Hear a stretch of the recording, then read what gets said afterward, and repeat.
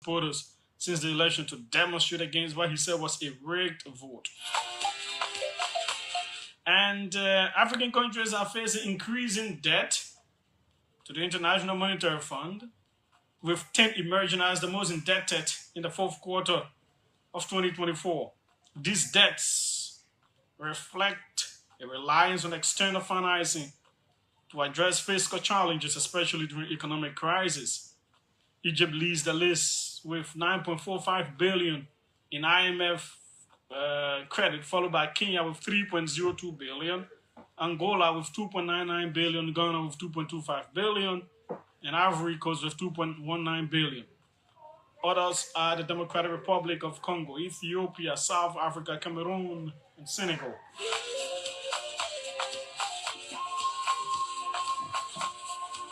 Share the video, invite others to join in. Tell us where you're watching from, where you are following from. Do that right now, right here.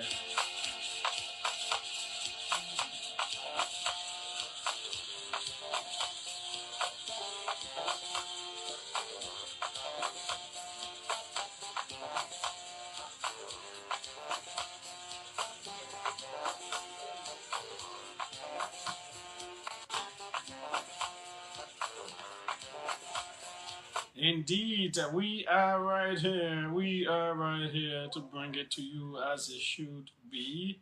Yep.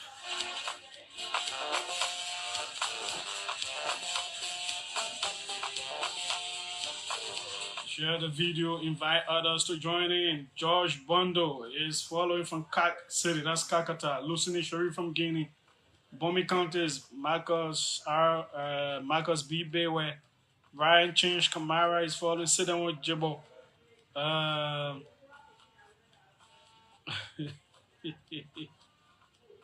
Okay, he says, I just got the same vehicle, Senate Pro Tem Youngly, using for my own Christmas gift. Okay, you buy it for yourself? I was okay.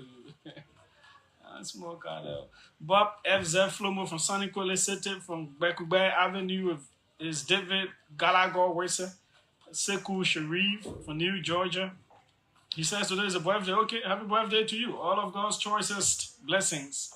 Yesterday, we told you our own Joseph Daniels celebrated his birthday. Elijah Gamonyu from Smartville. Louise Carr from Bannersville, Keba. Quito Lawrence Solonte from the USA is watching me on his 75-inch TV. Okay. Those are the big ones. You see me with my big head. They said with the big head people, they say we have sense. If you have a big head, yeah, you don't have sense. It is almost what? Ironic? Yeah, to have a big head and not have sense. So that one Jigba says he's following me on his big street in Florida State, USA. Best journalist of the year? Well, I don't think so. I'm not too much into news reporting. Yeah, so I would defer that to the news reporting people. You know, they do a lot of journalism. What we do is journalism, but yeah, it's just a small part of it.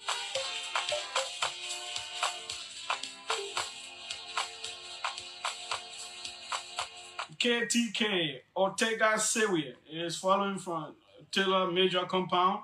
Momo Rajbaba Kiatamba is following from Congo Town. Sawele Ahmed Jalanzo from RI. What is RI? I don't know. William Wesset Bro is following from France. Sam F. Numa is following. Mohamed Balo from Broville. Body Taku Taku Page is following.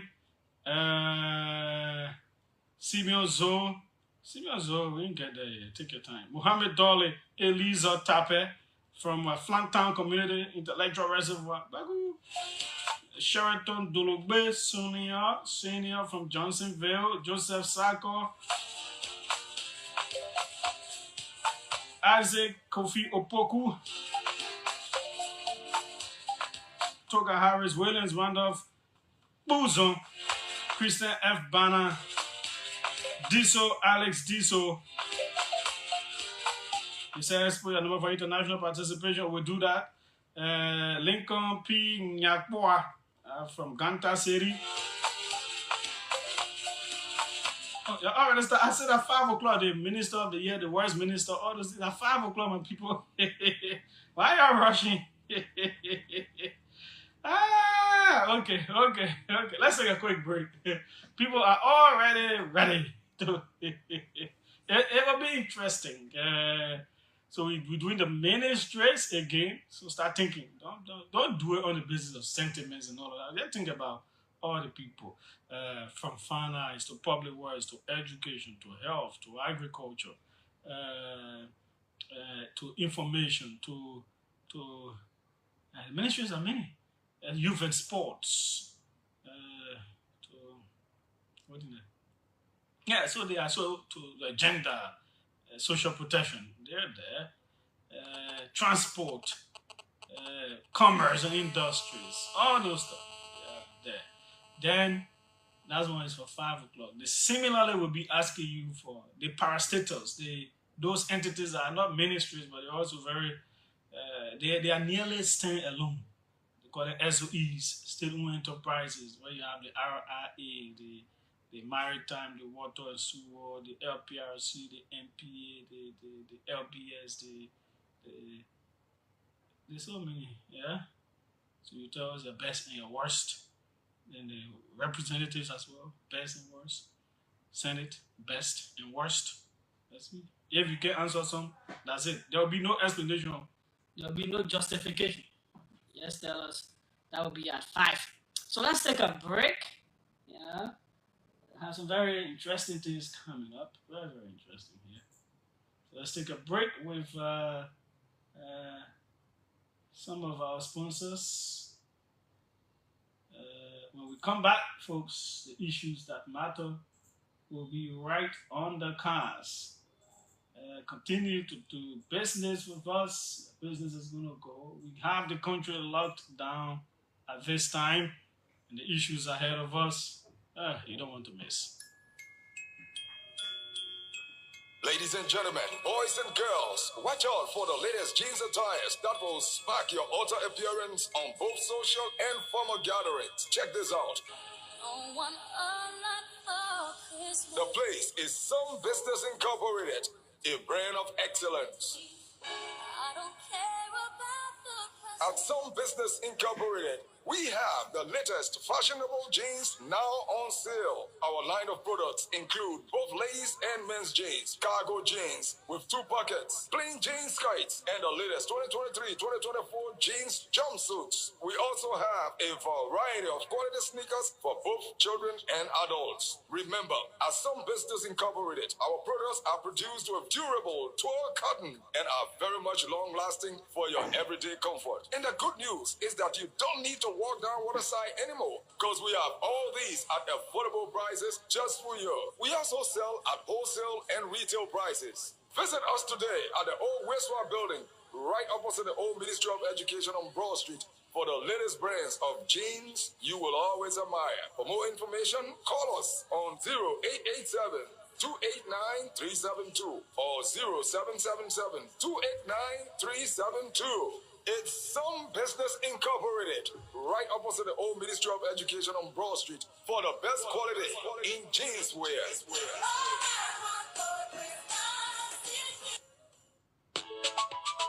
The Ministry of Transport, with funding from the National Road Fund of Liberia, has embarked on a weight station awareness to protect public roads and bridges from rapid deterioration and destruction.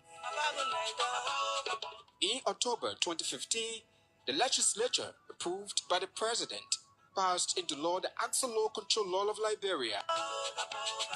The law aims to protect public roads and bridges from rapid deterioration due to excessive weight of heavy goods vehicles, set limits on lighting weight to control overloading, and domesticate the ECOWAS Regional Agreement on Harmonized Rules of 2013. The Ministry of Transport says one of the major reasons for the fast deterioration of roads is the overloading of trucks and heavy vehicles. With weight stations built across the country to enforce the Axle Control Law, violators will be penalized. The Ministry of Transport says there is no need to panic, as enforcement of this law will not affect transportation fares. Let's protect our roads and bridges. Be a responsible driver and comply with the axle control law.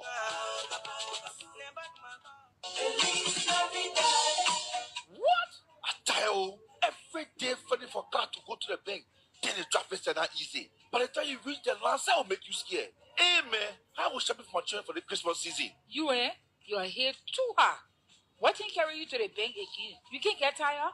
Every day, bang, bang, bang. How much in your account set before you wasting transportation? I know, that just small to you. I want to go shopping for my children for the season. But you need to go to the bank. You can pay right from your phone. You, Lehana? Well, I thought the last time I downloaded the EcoBank mobile app for you. Yes, I still got it. So you can use it. Go on the app and go to pay merchant. You can scan and pay for your goods. You can also buy LEC credit. You can pay your water bill. You can buy a scratch card all right from your telephone. I forgot, I remember I used it to shop at the supermarket before. So you can use it again. It's also available at restaurants, boutiques, hotels, and even provision shops all over Liberia. Just make use of the EcoBank mobile app this Christmas season and avoid that stress of standing in a queue. EcoBank, the Pan-African Bank.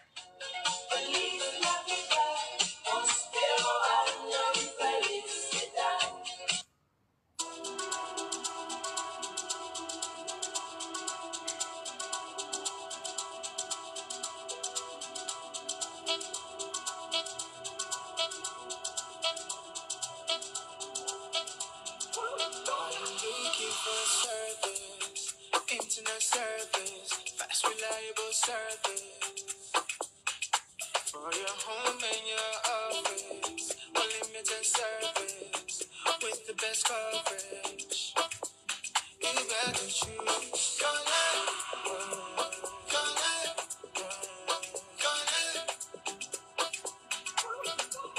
Choose Connect.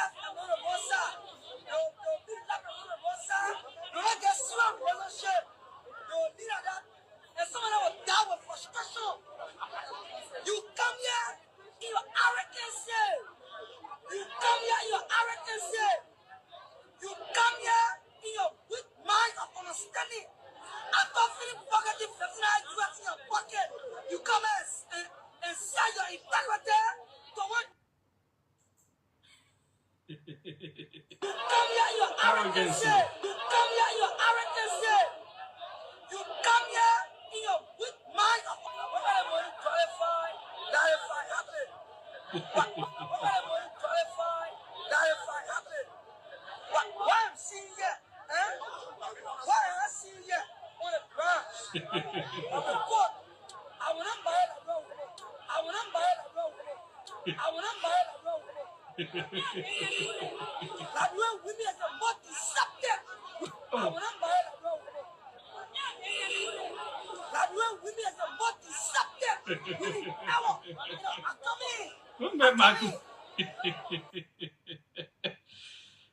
My word. Michael Reno, who made it perfect? Jollify and Gladify. What Liberia did to this boy, my people? The thing I saw. Why I'm seeing here? Yeah. Hmm? Why I see here? What I'm seeing, why am I seeing here? Why I'm seeing I just let him make it go back on his things. What I'm seeing here, what am I seeing here? why I'm seeing here? Hmm? Why Am I seeing here? on the grounds of the court? I will not buy My it. Liberia. I will not buy it.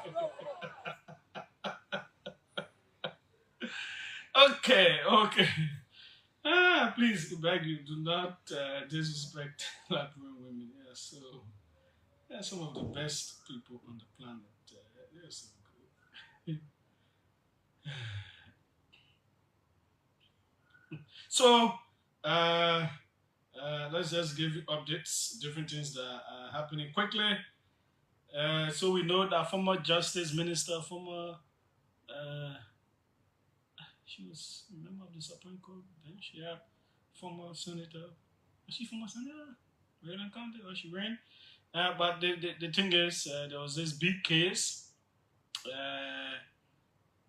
and then it ended up like government did not have much evidence to indict her as being to find her guilty. Supreme Court overturned that. So the home has been turned over to her following the closure of the landmark murder trial. You know, the problem in this country is these kinds of cases, the people who have evidence that Koji Sen won't valid tele, the police not supposed to be asking them, you know, matters just go like this. The people are very much right in this country. Things happen, we call people's names, we accuse them, we put blames on their head. The government is in power now. The court says no, the evidence people use to find these people guilty is not strong enough. So the other people who have other evidence now. So what has stopped the police from going after this case now? There were people, a whole lot of you listening to me had evidence that it was somewhere else. Koji, they right here. So this one going just like that? Okay. We also know, Massa updated us yesterday that government lawyers, they still have some issues in the Samuel Tour and others case, so they're going back to the Supreme Court against the judge of the case and all of that. So definitely that case will not start this year. We wait for next year for it to start, the actual case to really start. For me, that's why I really don't have too much patience with these court things and all of that, because these kinds of cases, you know, the government says it has airtight evidence, you know, prosecuted. These are high-profile corruption cases. You don't want people losing interest. These are, when the evidence is that strong and it is tight, you know, prosecute and let it lead where it may. If these people are guilty, they are found guilty. It sends a strong message. But anyways, that is what it is. So it's going back to the Supreme Court. They say they don't want the presiding judge.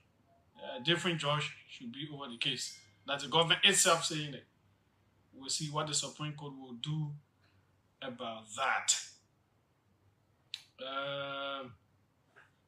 Also, President Bouaka has made a move. Let's go there quickly.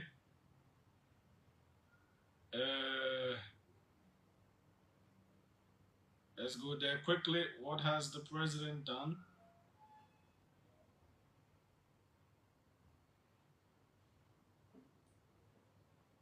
So it says President Bouaka, in a profound demonstration of compassion and a commitment to justice, has granted executive clemency to 38 inmates from prisons across Liberia. This decision, rooted in the constitutional authority vested in the president under Chapter 6, Article 59 of the 1986 Constitution, underscores the administration's dedication to upholding the principles of fairness, magnanimity, and rehabilitation. The inmates granted clemency include 37 Liberian nationals and 1 foreign national of Chinese origin. Among them are 37 males and 1 female, all of whom were convicted of non-capital and non-sexual offenses. These individuals were selected following a rigorous review process that prioritized the following criteria: inmates who have served more than 50% of their sentences, inmates who completed their sentences but remain in custody due to outstanding restitution obligations involving smaller amounts, elderly inmates, and those suffering from terminal illnesses. Importantly, only inmates with exemplary behavior during their incarceration were considered. No clemency was granted to individuals convicted of capital offenses or other infamous felonies. This year's clemency decision highlights the President's compassionate leadership and commitment to providing second chances to deserving individuals. More than half of those pardoned were incarcerated at Monrovia Central Prison, with the remainder from various correctional facilities across the nation.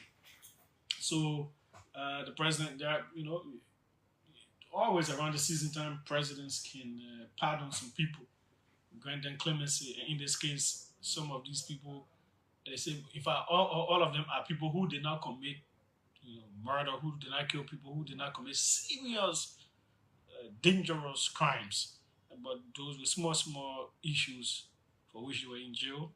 If they have served more than half of their time in jail, some of them were the elderly people, some of them with sicknesses and all that. They were the ones pardoned by the president. Okay, we move on. I have 2 talking points here. Let's listen to this. This is President Boakai in Lofa. This is President Boakai in Lofa. Listen, Kinley. This is your country. This is the only place nobody asks you why. I mean, nobody asks you why you are here. You're here because you are. I always say, sometimes you call the people to eat. We used to eat with hands. But the person put a hand on the board and I who call you to eat. I who hand it. We the ones should be asking you. Let's build this country. They ask everything. So we want to encourage those who want to remain corrupt and steal money. That I beg the money should be used to bless our people. Thank you. So we want to encourage those who want to remain corrupt and steal money. That I beg the money should be used to bless our people. Thank you. That was the voice from His Excellency the President. So we want to encourage those who want to remain. Corrupt and steal money. That I beg the money should be used to bless our people. Okay, I guess you heard that. Our reporter, executive marshal man, Joseph Daniels, placed a call to Kula Fofana on this statement. Let's listen to what Kula had to say. This is what she had to say in an interview with Joseph Daniels. The president have been clear on corruption from day one. He will never encourage any form of corruption whatsoever. When he was speaking in context to acknowledge the challenges within the counties and that any form of corruption is depriving the people of development. And he insisted that corruption kills development and that whoever is going to be corrupt, he's going to take action against them. So his statement is in no way in support of any form of corruption. He was telling the people who had come to the celebration from the 4 counties that they need to develop the counties and that any resources that is for development must be for development.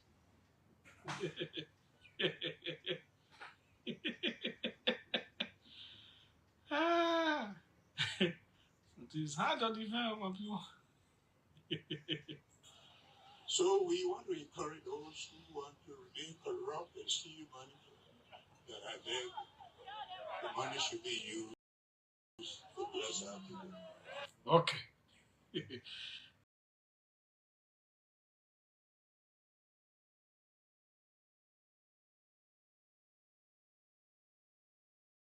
Let's listen to something from way back. Nathaniel McGill. Let's go. But even if I see them when I get out, I run for that. Because I see that girl there in Europe. Some point in the country, all government are in eligible interest. That's the money. But we tell no money, there's somebody will get to go to hospital. But even if I see them when I get out, I run for that. So we want to encourage those who want to remain corrupt and steal that the money should be used to bless our people. Okay. You know, August 2022, we had returned from that trip to Europe and to Israel. This is one of the things that I took then Minister McGill on. Oh, it was a week-long critique of him. And I know because of this and then the sanction thing, critical analysis, call for his resignation, all of that, up to today's day, it hasn't been cool. He hasn't even accepted invites to come on my show and all of that. But that is who we are. There are certain values, certain things that we stand for. And friendship, whether we know you, will not stand in the way. A whole lot of you currently in government, out of government, ordinary people, you remember calling on the show, critiquing, elevating corruption, or trying to justify acts of corruption. Today, President Bouaka says just the same thing that then Minister McGill said. So we want to encourage those who want to remain corrupt and steal money that the money should be used to bless our people. So those who want to remain corrupt, every time a president speaks about corruption, it should be against corruption. It should be a strong stance. It should be something about deterrence. Every time the name corruption is mentioned by any president in any country, it should be an issue of putting fear in officials. It should be an issue of law. It should be about dismissals. It should be about prosecution. It should be about seizing properties. Those kinds of strong words should always be associated with president talking about corruption. That the president will elect to encourage it. The president is not even stopping people saying, don't be corrupt in my government. Don't be, those of you who want to be corrupt, don't be corrupt, because if we find you, this is what we will do. Every time. That's what the president should be saying. But to be providing a leeway, we want to encourage you who want to still be corrupt. Pampering? Yeah? So we want to encourage those who want to remain corrupt and steal money. We want to encourage those who want to remain corrupt to steal money. Let the money be used to bless our people.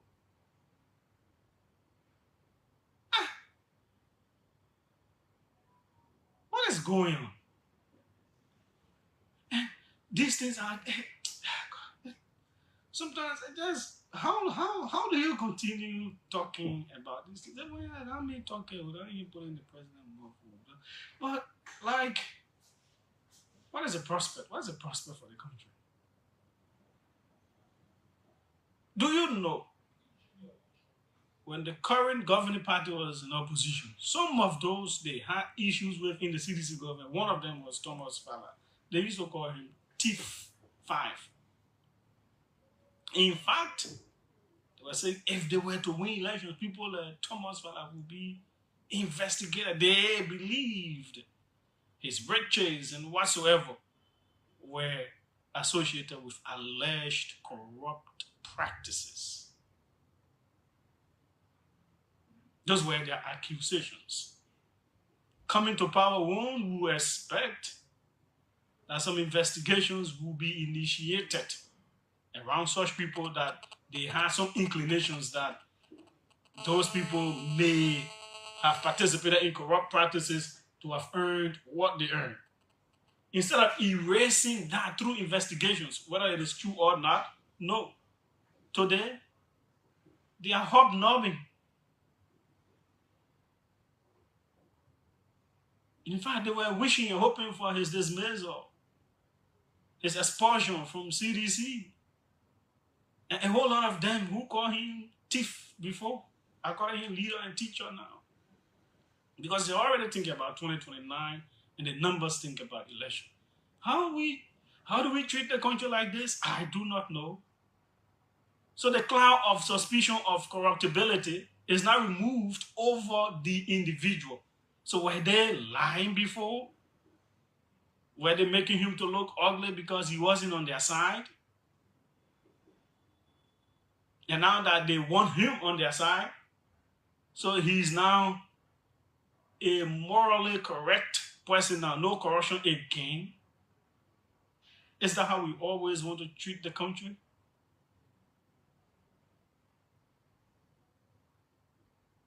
I mean, whether you are a party person or you are a neutral, these are things to think about.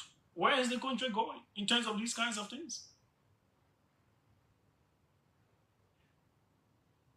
A president is supposed to be very strong against corruption. Every statement.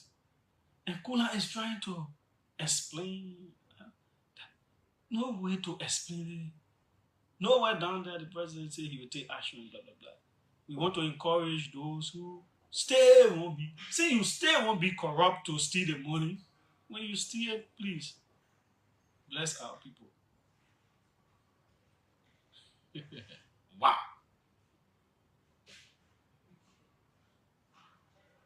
We just beat on a former official in 2022 because of similar statement. The opposition join us. Very strong. Even people from his own party disagreed with that statement. I wonder why a whole lot of you will say now. I don't know. But these are serious concerns. These are things all of us should be concerned about. Let's speak with Nyanti on the budget passage. We tie everything together and just end there. Then we come to you. Our guests are here. They're coming in at 4:15. We're trying to go to Nyanti now. This is the OK Conversation on OKFM 99.5. Nyanti, we are coming to you. Okay. We have Nyanti with us now. Nyanti, welcome. Well, sorry, Julius. I was on the back and leaving on the Tottenham Boulevard, so Understood. Yeah, I was calling in terms of the budget passage. Has the budget passed now? Yeah, so we witnessed on Friday the majority bloc of the House of Representatives held a special session, what they refer to a special session at the Monrovia City Hall, and then when we went there, they did some agenda item, and then in about 10 minutes, they asked all of the journalists to go outside so that they can do an executive session. And then after the executive session, they called in, and then the next thing we saw was the reading of the budget instrument by the clerk. And then after reading the budget instrument, then we saw a motion from Representative Ernest Massey of Nimba, district number 4 or so. Yeah, so he read he raised the motion, and then it said they passed the budget in the tune of 880 million. But then one of the things that we were wondering, because for the first time that we've been seeing that there is a separate budget hearing ongoing, meaning where the Senate is doing the portion of their budget hearing, and the House is doing same. But in the past, we used to see that the both forces come together. That is the Joint Committee on Ways, Means, and Finance come together to scrutinize the budget, where institutions are being called at the level of the Joint Chamber to come and defend the budget.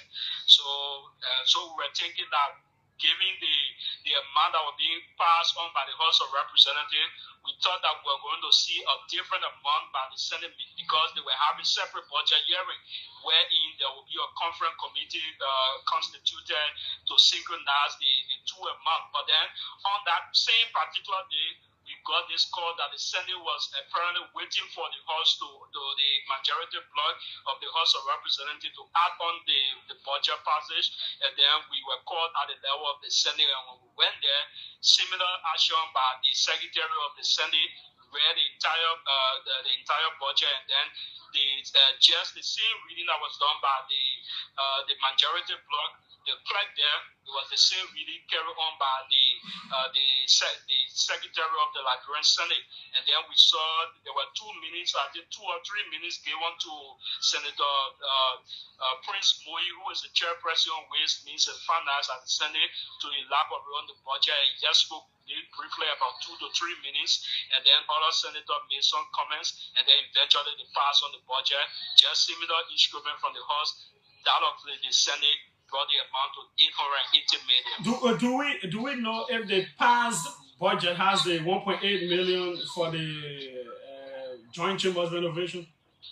Yeah, so it means that it is actually indicated there with the 1.8 million. So specifically at the level of the Senate, now that they were doing that, because why it means that there was the consultation that went on between the both forces about this amount, because when you listen to Senator Prince Moyi talking about this situation that's happening, so we thought it was that we will not have the budget before us, so it was prudent that they put this amount of 1.8 million as a starting point, though that maybe they will solicit other support as well. But the first part that they needed to do was to put in that budget, the 1.8 million. So automatically, is my understanding, and what have been said to us by Senator Prince Moyi, that 1.8 million is captured in this 2025 national budget that was passed by the legislature. Okay, so do we know, because a whole lot of entities have been complaining that they've not gone for budget hearing and all of that. How did these hearings take place? What are the entities we know when did the judiciary go there too for hearing? No, so we didn't see the judiciary. We saw the first day when that entire scuffle took place at the level of the legislature.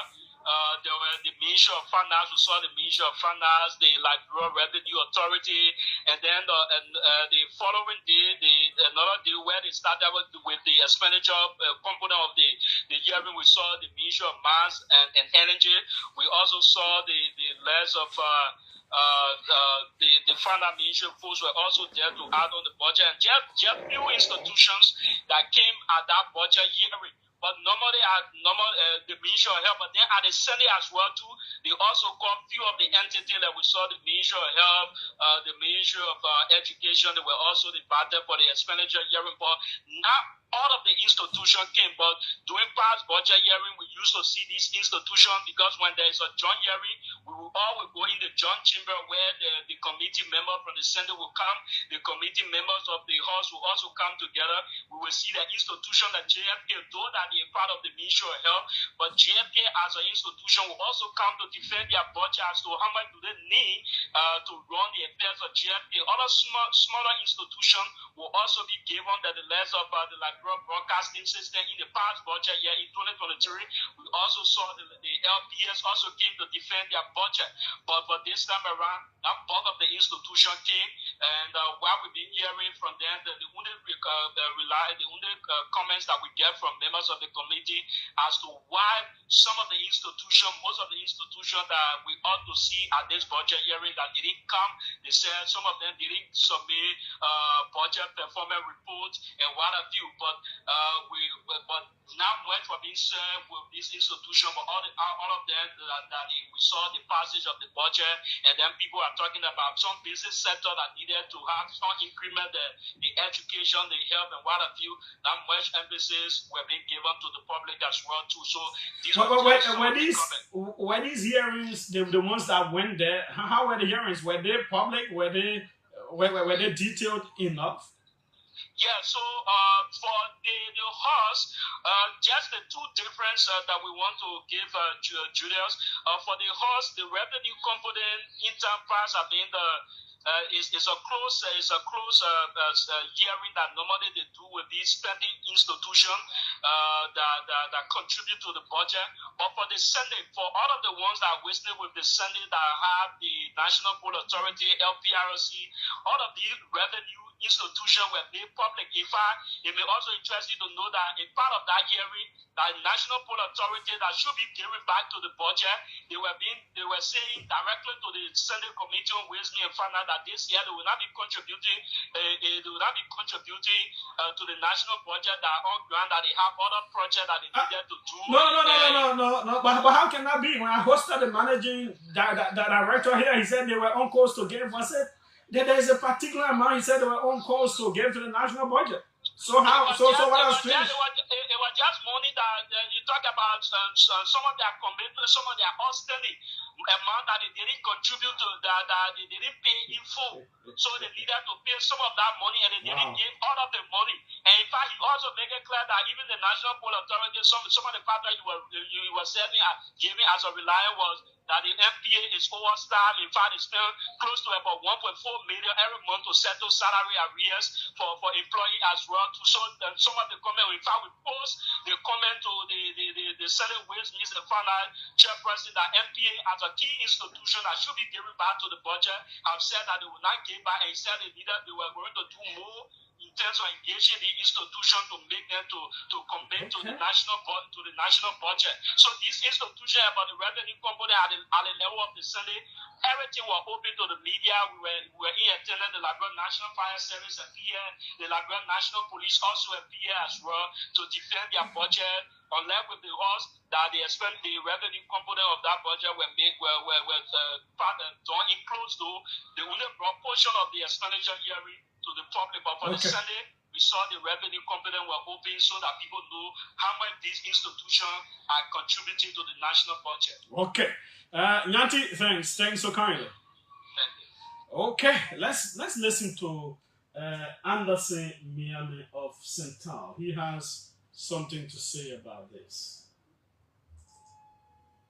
November 18, 2024, President Joseph Juma Boakai Sr. submitted a draft 2025 sorry, I don't know what's happening with our system here. What's happening with the system? System is not systemizing. So first, let's see what's it's freezing. Okay, let's see if we can try it from this end. What does Central think about this? Let's go. November 18, 2024, President Joseph Juma Boakai Sr. submitted a draft 2025 national budget in the tune of $851 million to the Chief Clerk of the House of Representatives. In an unprecedented manner, review and discussion on the budget, on the draft 2025 national budget, and its passage happened in a period of 10 days. We note here, however, that deliberations on the national budget were not presided over by the constitutionally elected and sitting Speaker of the House of Representatives. but by a faction of the representatives with no authority to do so. Assuming that the said faction acted with lawful authority, we clearly see that the lack of scrutiny as the budget was passed with lightning speed, with seemingly no objections to proposals from the executive. It is our opinion that only an illegitimate faction of the House seeking favors and recognition from the executive will proceed in such a manner that amidst of no oversight. We recall that initial deliberations into the budget began on Monday, December 9, 2024, 3 weeks after it was submitted. The Ministry of Finance and Development Planning, Liberia Revenue Authority, Liberia Maritime Authority, National Port Authority, and the Liberia Telecommunications Authority were invited for discussions on the revenue component. About 5 days after Friday, December 13, 2024, the revenue component of the budget debate was exhausted, according to a dispatch from the Press Bureau of the House of Representatives. Meanwhile, on Friday, December 20, 2024, about 5 working days after, the expenditure component of the budget was also declared exhausted, and the budget in the tune of $880 million was declared passed. On the same day, the Liberian Senate unanimously approved the budget, concurring with the House of Representatives earlier endorsement. Ladies and gentlemen of the press, Central is deeply troubled by several missteps associated with the 2025 National Budget Submission and Review process, which undermine its transparency and credibility and may have further implications for allocations to critical sectors, institutions, and programs. Notably, the executive branch submitted a draft national budget to the legislature on November 18, 2024. This violates Section 17.1 of the amended 2019 Public Financial Management Act, which requires submission of the draft budget no later than 2 months before the start of the fiscal year, January 1, 2025, in this instant case. In short, the submission process did not meet the 2-month timeline provided for by the Public Financial Management Law of Liberia, thus allowing little time for review, deliberations, and passage or approval by the legislature. Additionally, the 2025 National... Okay. Wow. This is our whole country budget, and I've been trying to reach out to some of the representatives around this budget. They've not been answering, they've not been returning messages and all of that. We're waiting to see to have them here. Some of the reasons, listen to, and thanks to Central and a few other people. But for our country's budget to have gone the way it went, and we all just sit here and say it's okay. The violations, the open budget initiative of governments that began long ago, entities that should be invited to defend and make cases for their budgets, a whole lot of them not happening, everything just rushed, made haste off, simply because we just wanted to pass a budget. No criticality, no criticalness, especially with the recent history of another budget passing with issues from the House and the Senate. Those issues about fingering and all those kinds of things. And we just come on top of that and pass the whole country moving. You just do it just like that. Over 20 other lawmakers from their districts not involved, no effort to have them involved.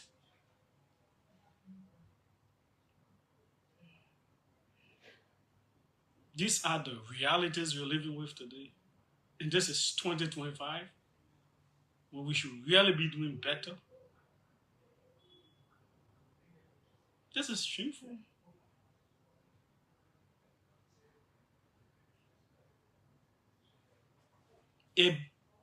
A building, the joint chambers of the legislature gets burned quickly. We can put 1.8 million there without any report from anywhere to tell us what happened and what is required and all of that. We put it there.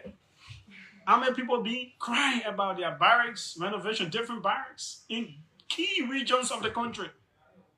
They've been crying beyond government for money. And you gave us $20 million worth of equipment stationed somewhere in Cameroon. Between $1 million to $1.3 million. required to transport those equipment to Liberia. Other countries are taking theirs. Ours, nothing. But we can easily flush out 1.8 million so quickly for a building. Student doctors go to the president's house to protest because their stipends 5 months have not been paid. No concern. This is the kind of neglect that then U.S. ambassador spoke about. But it is okay because it is our time. It favors us. What is happening in this country is terrible. It's dangerous. It's not good for the future. It is not good for the future. These examples are not okay. I'm not sure we will let this slide on Ellen Johnson Sirleaf. I'm not sure we will let it slide on George Weah. No, we wouldn't.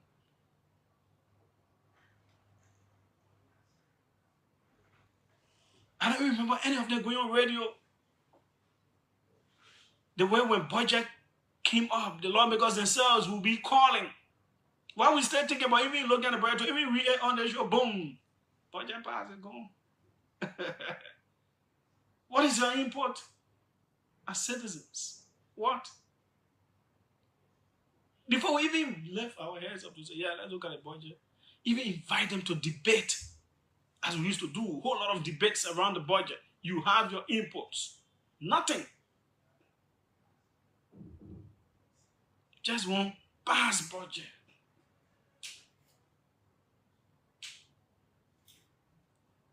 We've got a long way to go, and sometimes these things can be so discouraging.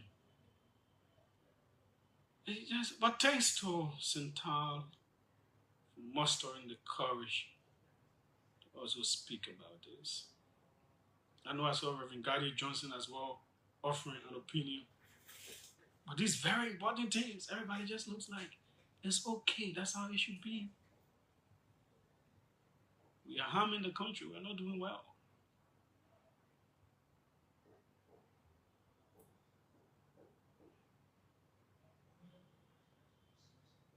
Let's go to the lines. 777-700-995, 555-995, 995. Let's hear from you on the different things we've spoken about. Our guests are here shortly. They will be entering. Let's read this.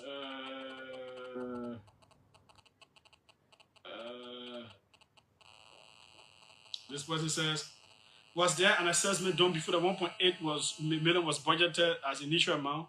Which yardstick they used to do this? Sad. Well, Kula's defense is a shameful, blah, blah, blah. A big word, Margon Scorpo here. President Baka's statement to breastfeed his officials with milk of corruption. Her reaction was totally worthless and exposed her boss. As for the MPA's refusal to support this year's budget, Liberians should watch out for the economic gateway crash in the months ahead.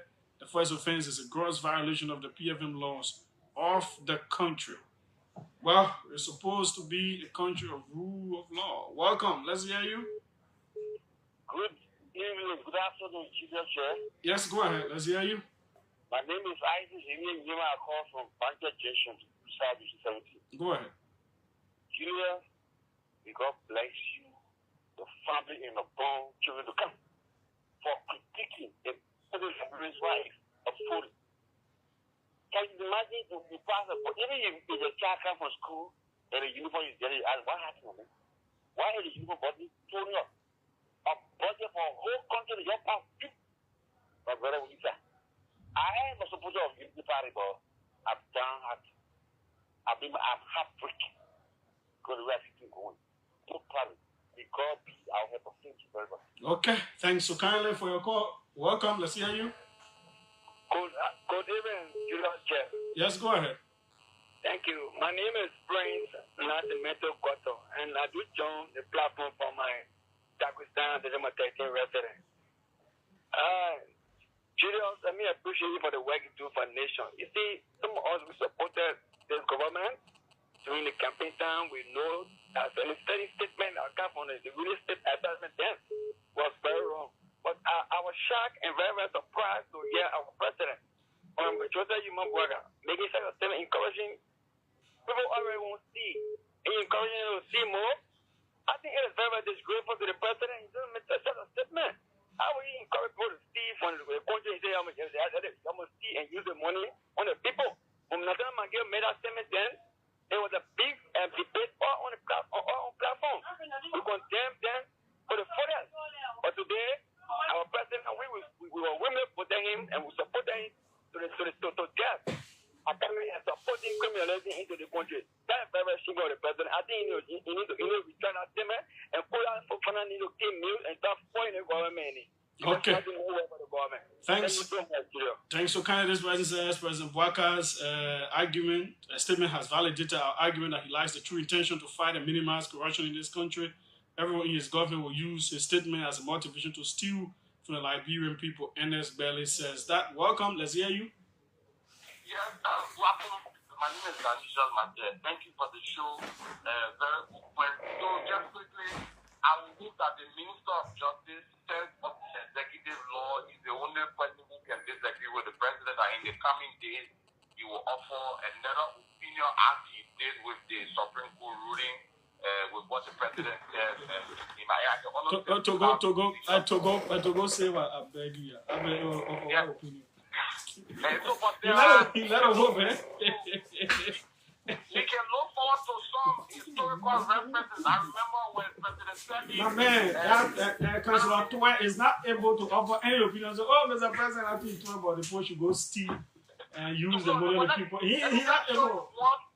Let me just show you one or two historical references that he can gain strength from.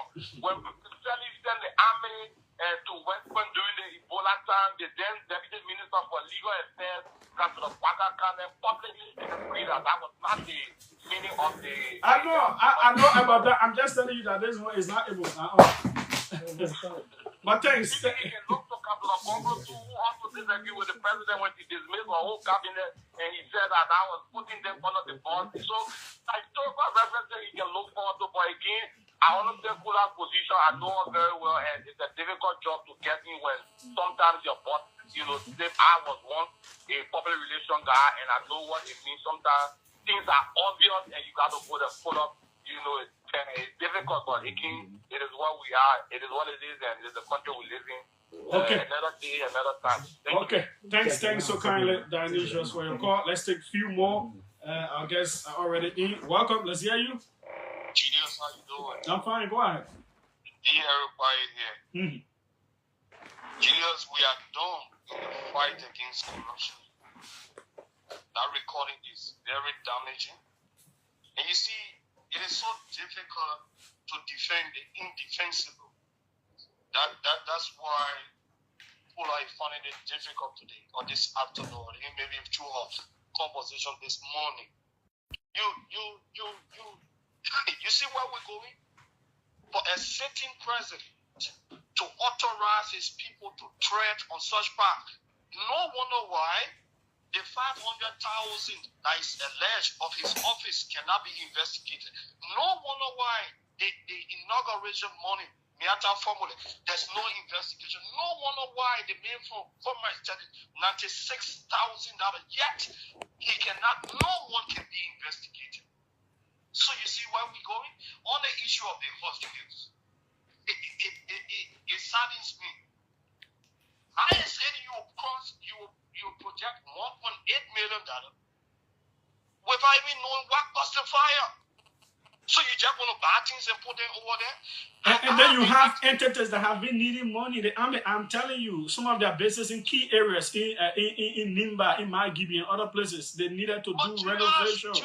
They been behind them. They can't provide the poor money. They put $1.8 million quick. Yeah, the health sector is a mess. The education sector is a mess. Everywhere is becoming messy.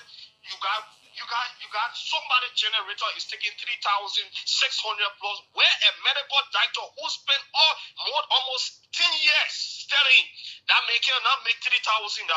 Then somewhere just run the video. Instead of you telling us do a proper assessment to know what caused the fire through your investigation. That way we know what caused the fire so that at least we can prevent it. Then you just rush quickly to put money there. Okay. Now, I have this one question to you. I don't know if you are asking. Could it be that they planted the fire? Could it be? Well, I have argued on the show that there are three possibilities, but we don't know what it is. So let's wait for the official authorities to tell us what happened. I want to conclusively conclude. No, do not conclude. It will not be on the show that you conclude. Thanks so kindly. You're not conclude yet. We on the show we cannot conclude on what the authorities did not say. Welcome. Let's hear you. Good afternoon, Julius. Yes, quickly. Yeah, Julius, but you know, you two got some problem. You used to read the draft budget before the main budget. Yeah, but hello, but Mama said how did this surprise me? I was waiting for this week or also now. Those are really the thing. You know that the whole house fire and stuff took a whole lot of time. Before I go come to myself, probably passing the budget. Yeah, but you know it's important now. You know it's important. You know that was Frank Gibson I got from Paris. Thank you. You know the statement from President Boakai just justified that how corrupt Mr. President is. Mr. President is now donating.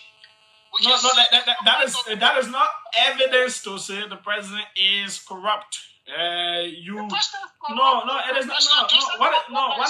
No. You're not make that statement here because you don't have the evidence. What is your evidence?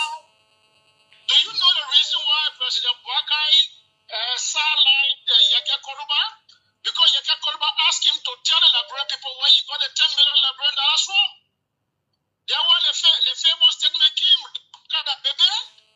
So President Boakai now is publishing government official to be corrupt and use the money. But that doesn't mean he is corrupt. It doesn't mean that. But thanks so kindly, Frank. Thanks for your input. Let's take the final international one quickly. Welcome. Yeah, no, Julia, this is William calling from France. Go ahead. Yeah, Julia, you see, thank you, my brother. It is so difficult. Sometimes I feel sorry for you because sometimes it's too difficult to talk about the problems. You see, in a conscience-minded society, you will start observing the technical lapses for our budget to be passed in 5G. Even I don't think it's 5G. If you notice, since we entered into our modern democracy in 2006, this has never happened. That is a sign of clear indication of creeping in some kind of tyrant behavior. Look at the president was very proud to announce that he just received gift from a junta.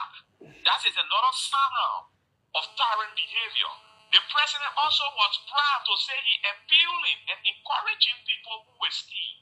These things warrant massive protest to bring the consciousness of the president back. Perhaps he just slaying on the way.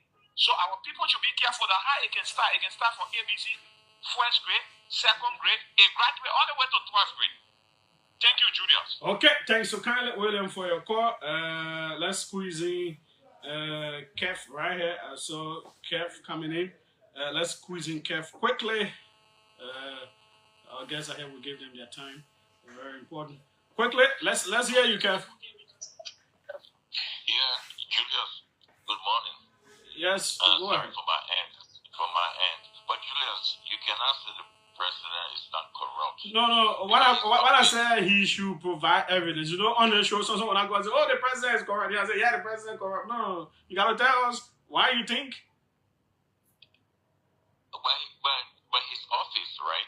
$500,000 for NASCO. Where the money went, Julius, failed to investigate his office. $500,000. That's corruption there. So until there can be an investigation that actually says that it was used for corrupt purposes, then we cannot say so. Until we have evidence that it was used properly, we will still say it's a corruption because the money we're taking.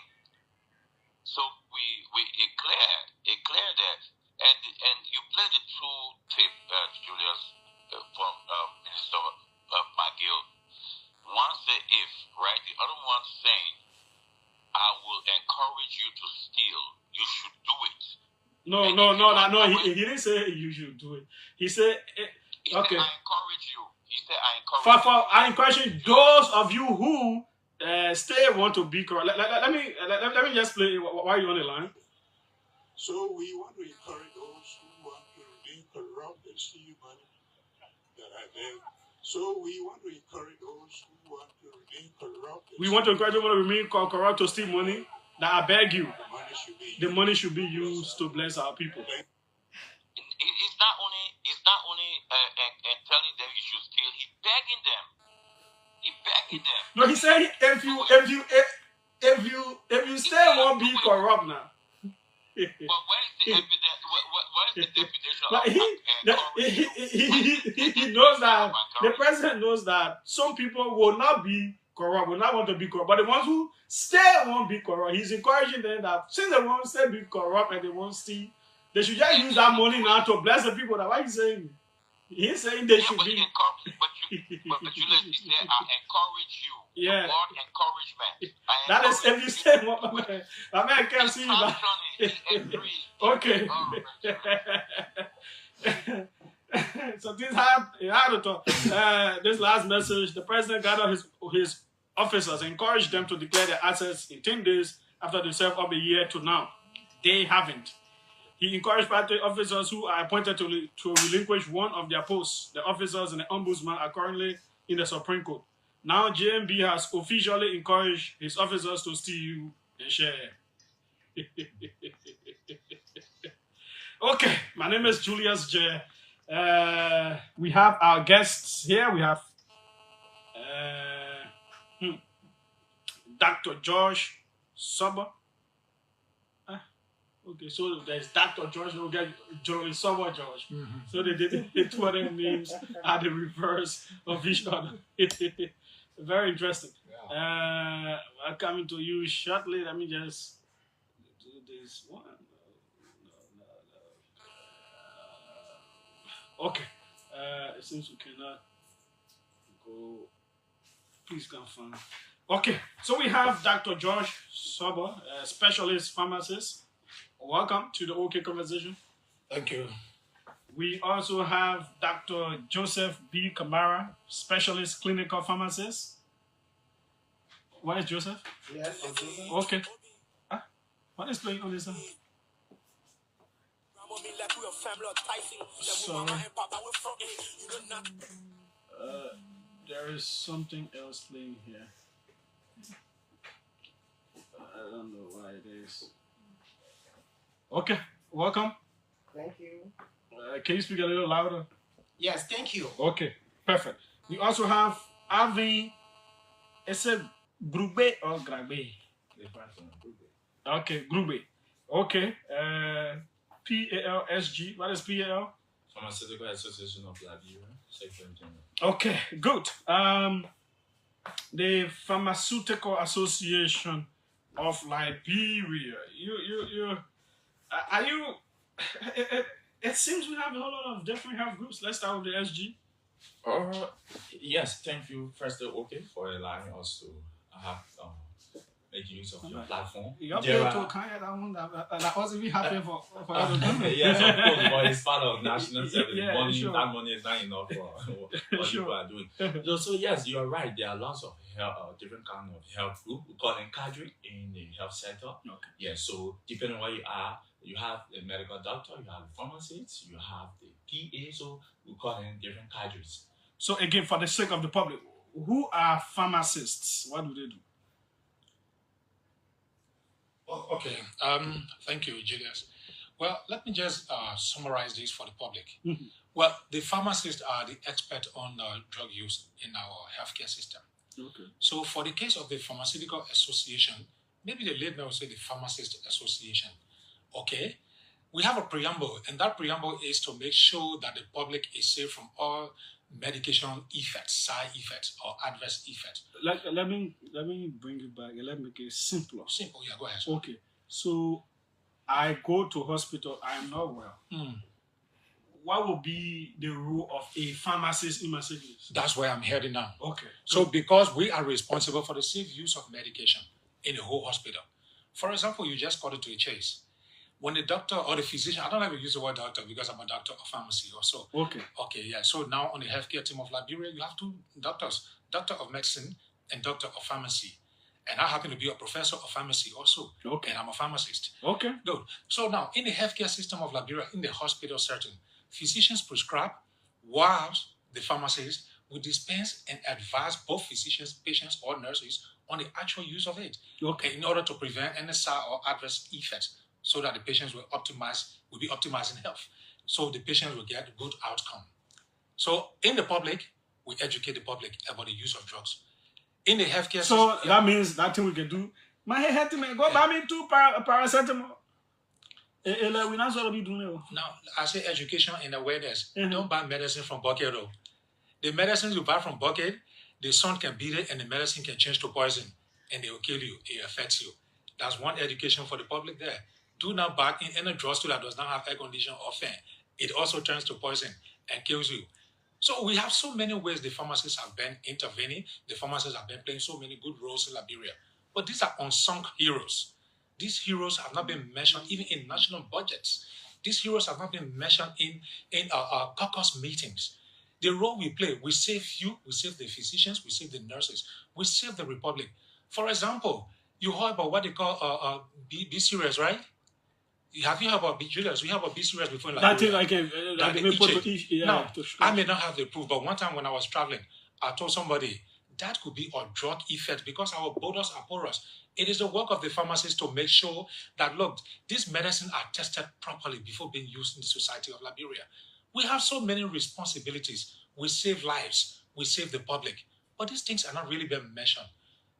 Okay. Yeah. Let's come to the SG back. We'll go to Dr. Kamara.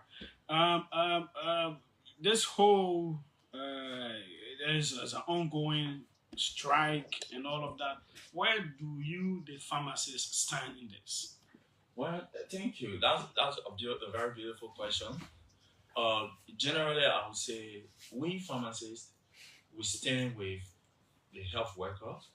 But if you were to ask me whether we were on strike, I would say we were not on strike officially. We did not announce anything like strike. Can you please speak a little louder? Yes. So I'm saying generally we stand with the rest of the other health cadre who were on strike.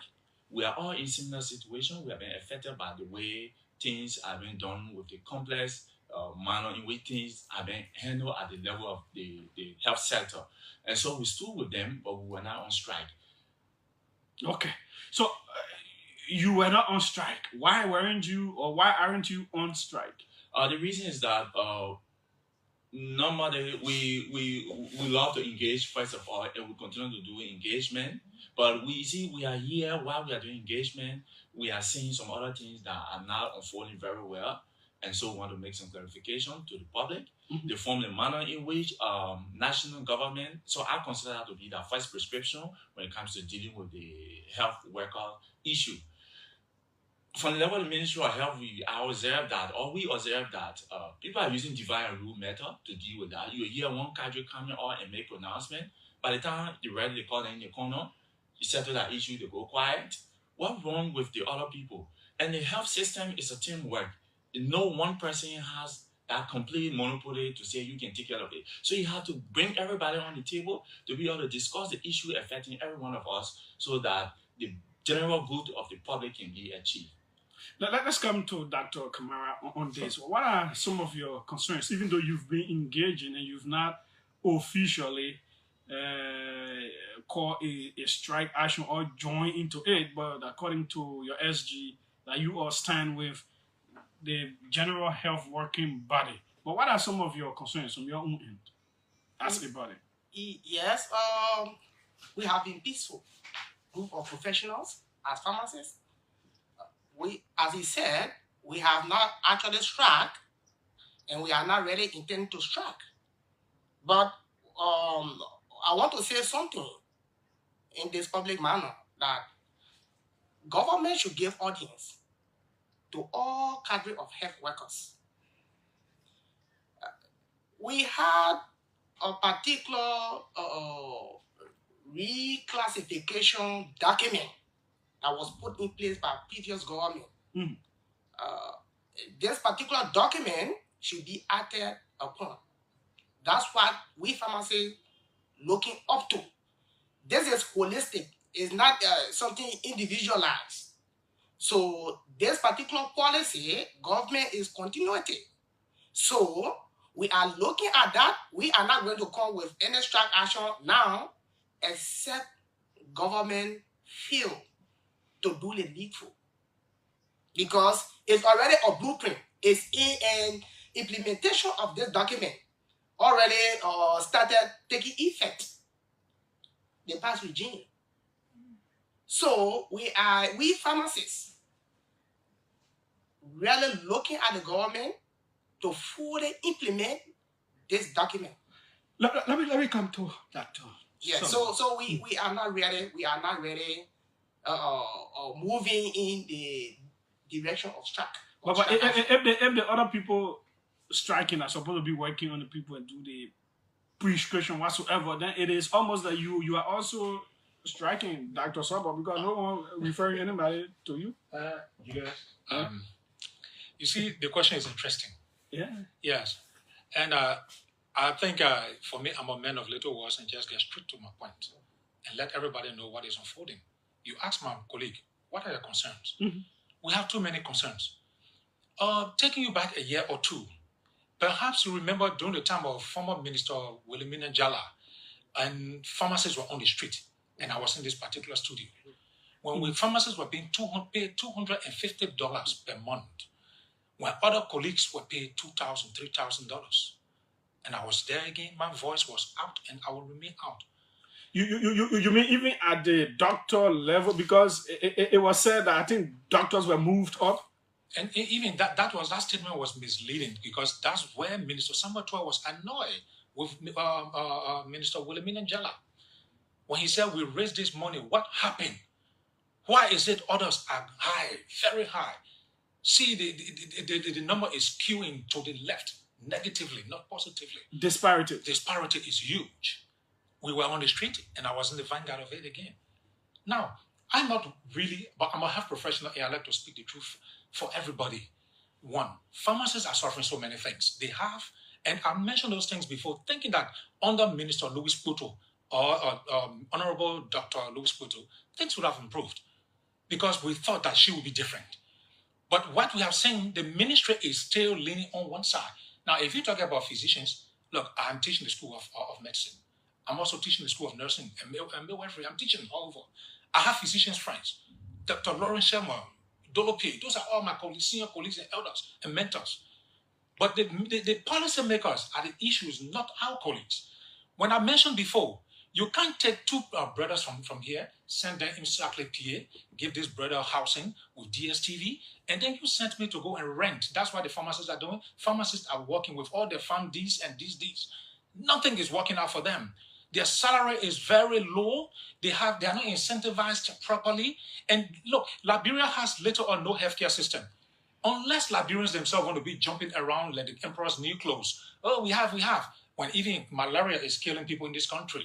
When people are misinformed about what is unfolding, the president arrest agenda is not being executed properly by people who should be executing it. Look, my brother, we are working. Our colleagues are working, risking their life. Or you find somebody just jump. Pharmacists can steal. Pharmacists daddy. When you are not incentivizing properly. When you just sideline everybody. In order to rebuild a resilient health system, I don't need a school, Minister Jala. You need a pharmacist. You need a physician. You need a wife, a midwife, a public health practitioner for every set. Then we don't have to send our people out of this country for extra care. But what you find here, Liberians have been denied, taxpayers have been denied pharmaceutical care by pharmacists. All because one group or one person said that they can do the best. Pharmacists have been disenfranchised. Pharmacists have been stepped upon. They are highly sophisticated, but the least utilized in the health system. It's said that people don't see the value there, or people think they can just prescribe something for anybody and they do it. That maybe somebody feel that they can just do the role of a pharmacist. And that's a lie. Because I took 10 years to be a pharmacist. Wow. Yes. Post-high school. Yeah. Post-high school. I took 10 years to be a pharmacist. And I went for extra 2 years to be a specialist clinical pharmacist. And then I took 5 years to be a PhD holder in clinical pharmacy.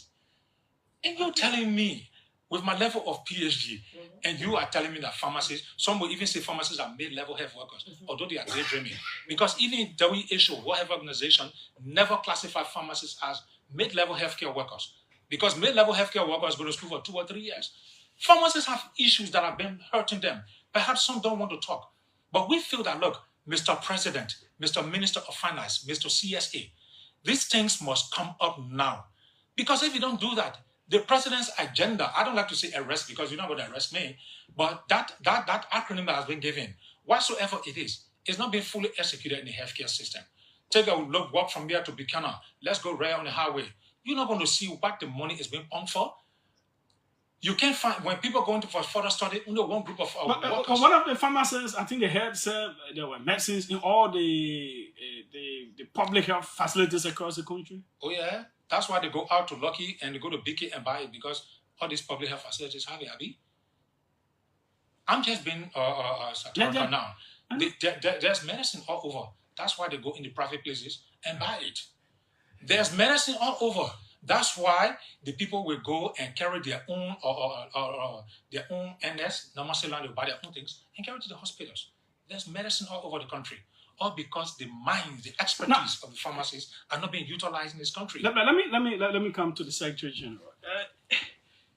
It seems to me that there may be different layers, and in terms of between you, the president, the ministers. It seems that there is some level of disconnect. Either the president is not getting certain information, right? You are very right, and this is the issue. And has he been able to meet like the actual people? You're right, and this is the path we are on. Actually, there is a disconnect between we and the upper politician. Now, when you look at the health system, the Ministry of Health is most time the head is medical doctor.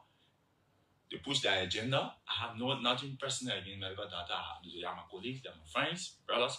But when it comes to dealing with the issue affecting health workers, the other cadre issue are now pushed forward. Under the same Minister Gaffron, medical doctor salary went up. Only because they raised that issue. But when the other cadre raised their, it is suppressed. So the issue now is national government does not really understand what is happening in the health sector. They only hear from the top, which is from the ministerial point. So we are encouraging them to be able to reach out to the very cadre, let's sit on table and discuss, let them understand. I'm sure all of our interest is for the general good of our country. If they don't understand, it's almost be like, in the words of Mr. Cummings, you're doing the same old thing, the same way, and you want new result. We'll just be repeating the same cycle. You need to get down to the base of the issue so that you can know how to settle the issue within the health sector. This is the OK conversation on OK FM 99.5. We're having some pharmacists with us sharing the platform this afternoon. Now,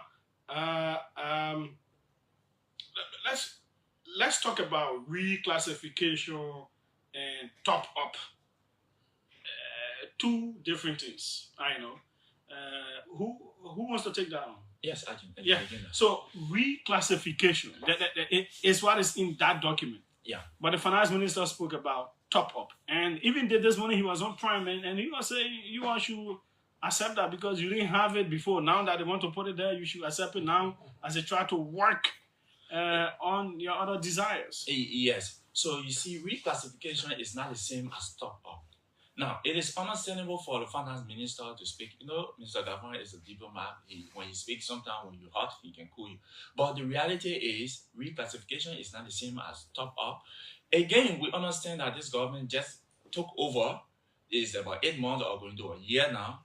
But yet and still, this document was prepared and accepted, validated. So we expected it to be implemented. Now, we don't know what is in the top up. The top up, you are not even sat with us to know exactly what is there. What are you talking of? You have doctor of pharmacists, you have specialist pharmacists. This man, he graduated, he became pharmacist 4-5 years ago. He has not been classified. He's still receiving what GP pharmacists receiving. So what are you going to top up? You're just going to keep in the same area. So they need clearer understanding of what is happening so that they can approach the issue appropriately. So top up, it sounds good, but we into it, we understand that we are happy people that are below can be raised up, but we are looking at it from the perspective of the reclassification document. And one thing I would like to say is this government shouldn't be. I think there's a political fear that when they implement it, previous government will take credit. Who cares? Let me tell you something. You implement it, we give you the credit for it. You implement it fully, we give you the credit for it. We are not politicians, we are looking at the tangibles. So no one should harbor that fear that when you implement it, previous government will take credit. We're not concerned about that, we're concerned about serving the Liberian people. Okay, now. And to add up, sir, you see, the president's agenda is that every Liberian should be able to take something home to their family. Now, you have a group of health workers. You don't know what is the problem. You don't know what is going on, and you say you want to top up. He asked the question, what are you tapping up? All we really want is implementation of that document. If that document is implemented to the fullest, you wouldn't have this kind of talking you are talking. But somebody needs to tell the Minister of Finance, hey, Honorable Minister, could you just allow us to talk? We don't need a top up. We want what is in the budget. I mean, what is in that document? Can you implement that budget? Simple as that. Once you are doing the implementation, we are satisfied because that was a document that has been validated by every one of us. And in fact, that document implementation does not say it will be 100%. No. It's incremental, and we understand that we accept that. So it's not something that when you start to implement, you will implement it 100%. No, it's over 4-5 years period. So why are you afraid to implement it? It seems he doesn't have that understanding, because I agree with and he was talking about story bidding that you people want to go on the 10th floor straight. And Julius, the interesting thing I have heard people saying, talking about, the pharmacists have been reclassified. They are making 1.2. Who told them that pharmacists are making 1,200? Who told them that? The classification, the reclassification says that the pharmacists will take 70% of what the physicians make. So the physician intern, if he's making 1,000, the pharmacist intern is taking 70%. If the physician's GP is 500, the other man is 70%. Now, all we want is to implement this. But all of a sudden, the previous regime said, look, let's start up with 1-2. Then it will be going up after every budget hearing until the GPs reach a ceiling of 1.6. So I'm surprised we just see, they are being implemented already. Don't worry. They are making 1-2. So nobody should talk about them. And that has started since. Every budget that 1-2 should have gone up to maybe 2.5 or 1.3. But instead, we see that people are not really caring when they say pharmacist. Nobody wants to pay attention. Last time we were on the street, people pay attention. It's like we are relaxed, and the actual story is not going to those who should be hearing it. And this time, we intend to make it reach to the minister, the CSE, and the commander-in-chief of the republic. Okay, now, have there been some interventions, whether it is within your own health care sector, with the Minister of Health? Okay. Yeah. We sat on table, the past regime, I often say, with Minister Paul.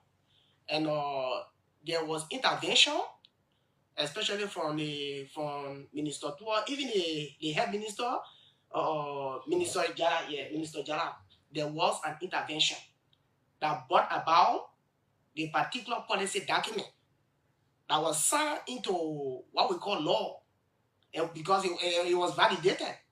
So the intervention now should have taken us to another level, and they started implementation. But then while now you know everything that was on the table, and you are bringing in new plan about the top up is what we cannot understand. So they should go back to the document. So if I get Mr. Jerry right also, I think if he's asking, are you asking if there was any intervention from the end of the ministry or currently from anywhere else? Yeah. No. SG, is there any intervention from anybody? Really, like I said, what is happening is scanty. It is unfortunate to say because, like I said, people are using divine rule techniques to call people. One cadre in the corner, talk to them, probably promise them something, they keep quiet. But the intervention is not across. Because because I can say holistically there is no intervention, but the intervention does not even consider the reclassification document. So in terms of reclassification document, there's no intervention yet. I can say that. Okay, this is the okay conversation. I'm sure we've covered those, but let's take some calls from the public. Then we'll come back to you. 777-700-995, 555-995. You can take your pens to jot down the concerns that will come in. This person says the pharmacists in studio say they are against those who are selling medicine in buckets around town, but the bucket sellers are increasing every day. Why is it that nothing is being done to stop and punish violators? NS Bailey says that. Welcome. Let's hear you. Thank you. Thank you so kindly, big brother Julius. This is Cabinet El Sofana from Clarata, and I do serve as the national spokesperson for the Unity Party with District 14. Big brother Julius, to the health people in studio there, you guys just have to be patient. President Bwaka and that of Mr. Kafua have good plan for you people, but the reality of the day is these people you people are on the screen there is like no eyes on your, our eyes are on your, we're not forgetting about your, the regime has been forget about. But the reality of the day is this government is stranded. And because the past regime that left the power, you know that behind the microphone there, you know that there were mass looting that took place in this country. And this government is struggling in terms of resources in all our way to make sure that all health workers will be happy in the country to cater to our people. Thank you. Okay. Thanks so kindly. Welcome. Let's hear you. This is Pamela. I'm calling from Brazil. I'm a health worker who have registered to have been on for the past 5 years for the Physician Association. So my problem is we had a general strike on, and this morning Minister Kaplan was on Prime FM to finish call the president for the assembly of all the workers, and then he called and said it is all is well, they are going to call us the strike action. I really don't know what the status of the Physician Association, whether they are all in connection with all of the assemblies of health workers together, and whether what he has said, it is everybody's agreement. So myself was kind of shocked this morning when I listened to the fellows talking on Prime FM to Minister Kafwan. Thank you. Okay. Thanks so kindly as well. Welcome. Let's hear you. Good afternoon. Yes, go ahead. I'm calling from Ghana. We know the doctors, the nurses, over the security on the stores, the country can face. But for me, I really appealing to them for them to really understand, because now we're standing as the president is planning and the finance minister, everything cannot be done at once. What they do, everybody knows their role in the country. We know 100%. Even when they say that one time, you hear them is over. But as the finance minister was saying, they will keep on tapping up, but for me, they are special. I think the document they're talking about, I don't know whether the finance minister has handled it or not to go through it. I don't know that. But as you can see, generally, I believe the civil servants salary will be included. From the beginning, everything is still tough, but we believe it will be okay. Okay. So we will suffer. I'm really appealing to them for them to calm down. Thank you. Thanks so kindly. Welcome. Let's hear you. Good afternoon, Julius, sir. Yes, go ahead. Yeah, you're calling speaking of George. Okay. First thing, I would like to commend our comrades video part of this particular test system. But Julius, this is what come to my attention. I'm very much disappointed in the current administration, because during the election time, the current administration preached of us, the health workers. So we have to, they will reclassify us in terms of a better wage for us. But to all the most of us, since they came to power, The government choose not to listen to us or to do otherwise. So we are surprised, Julius. Thank you. Okay, thanks so kindly. This President Francis Nouvelle, when health workers are struggling, they want more about the patient. Mr. George Sober has been very instrumental in helping the pharmacists. This is great. Kudos.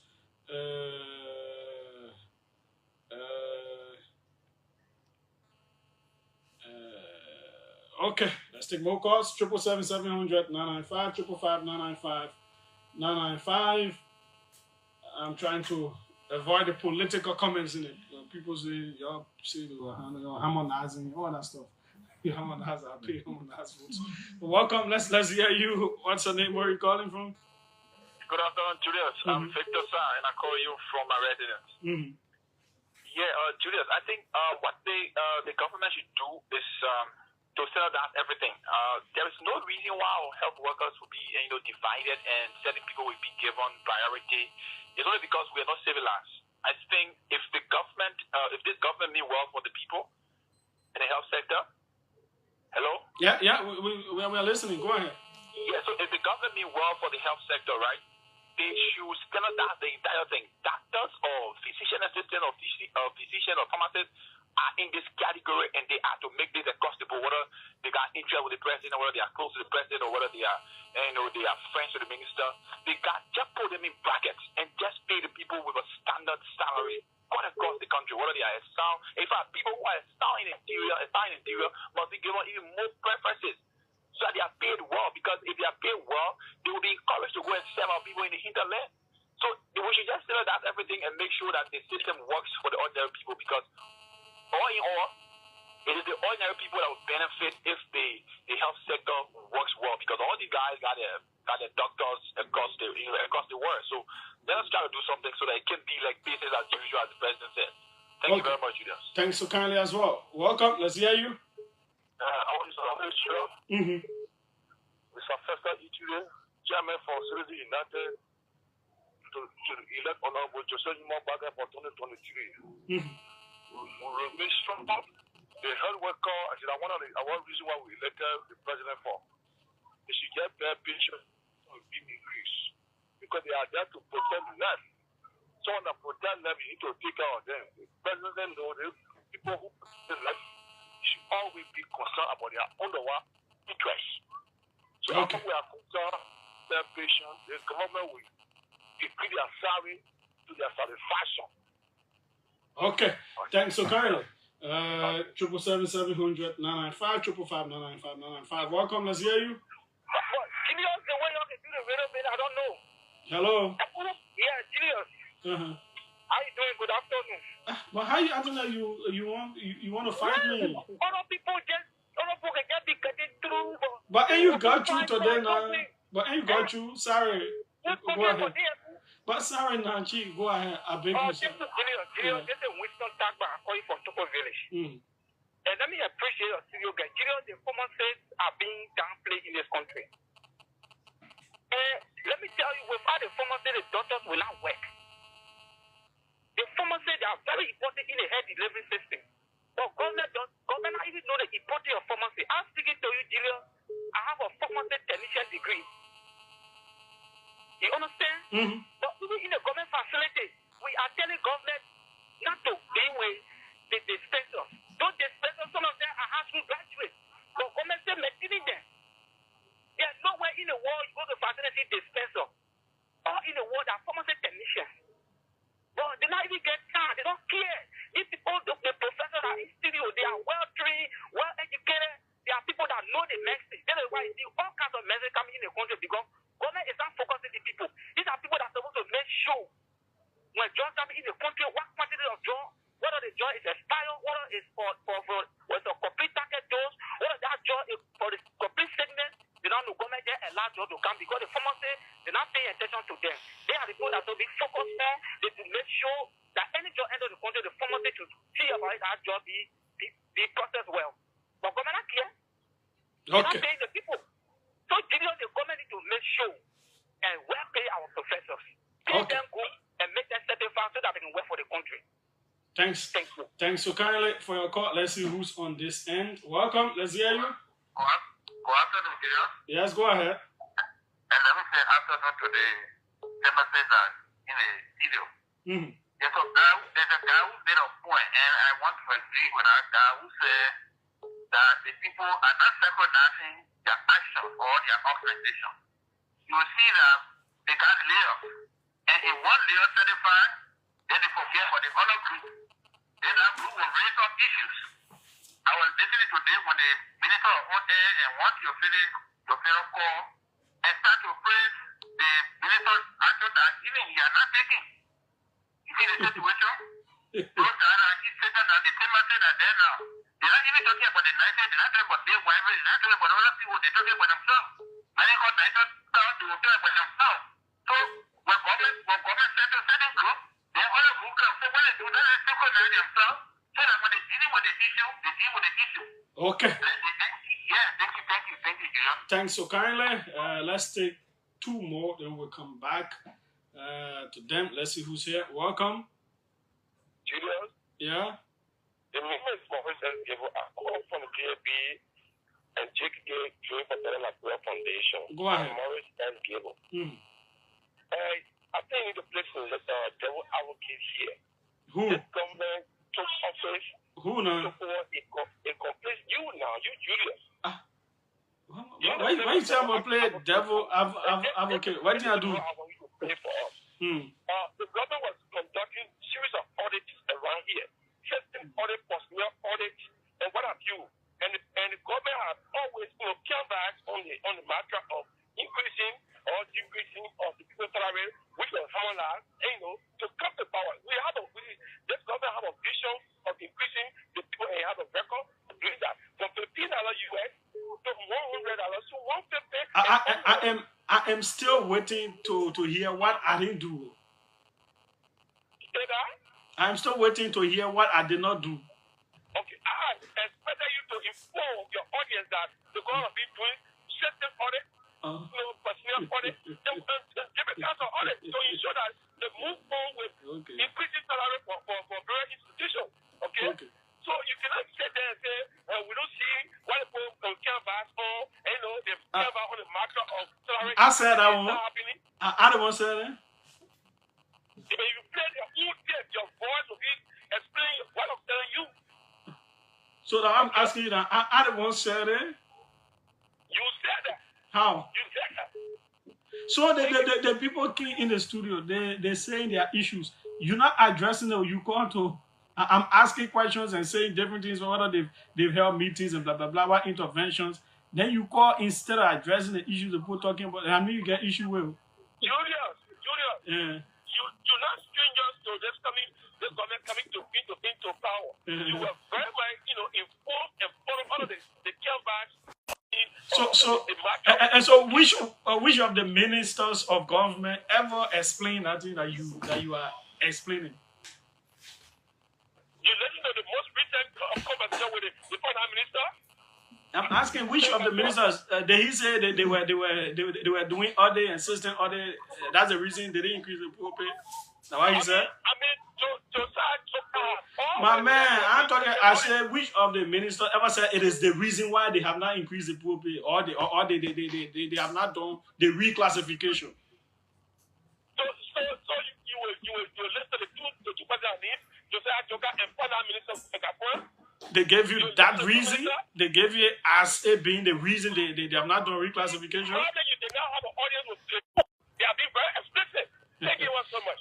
Okay, thanks so kindly. That's good. Welcome. Let's hear you. What happened? Why are you laughing at that? Good evening, Julius. Yes, go ahead. I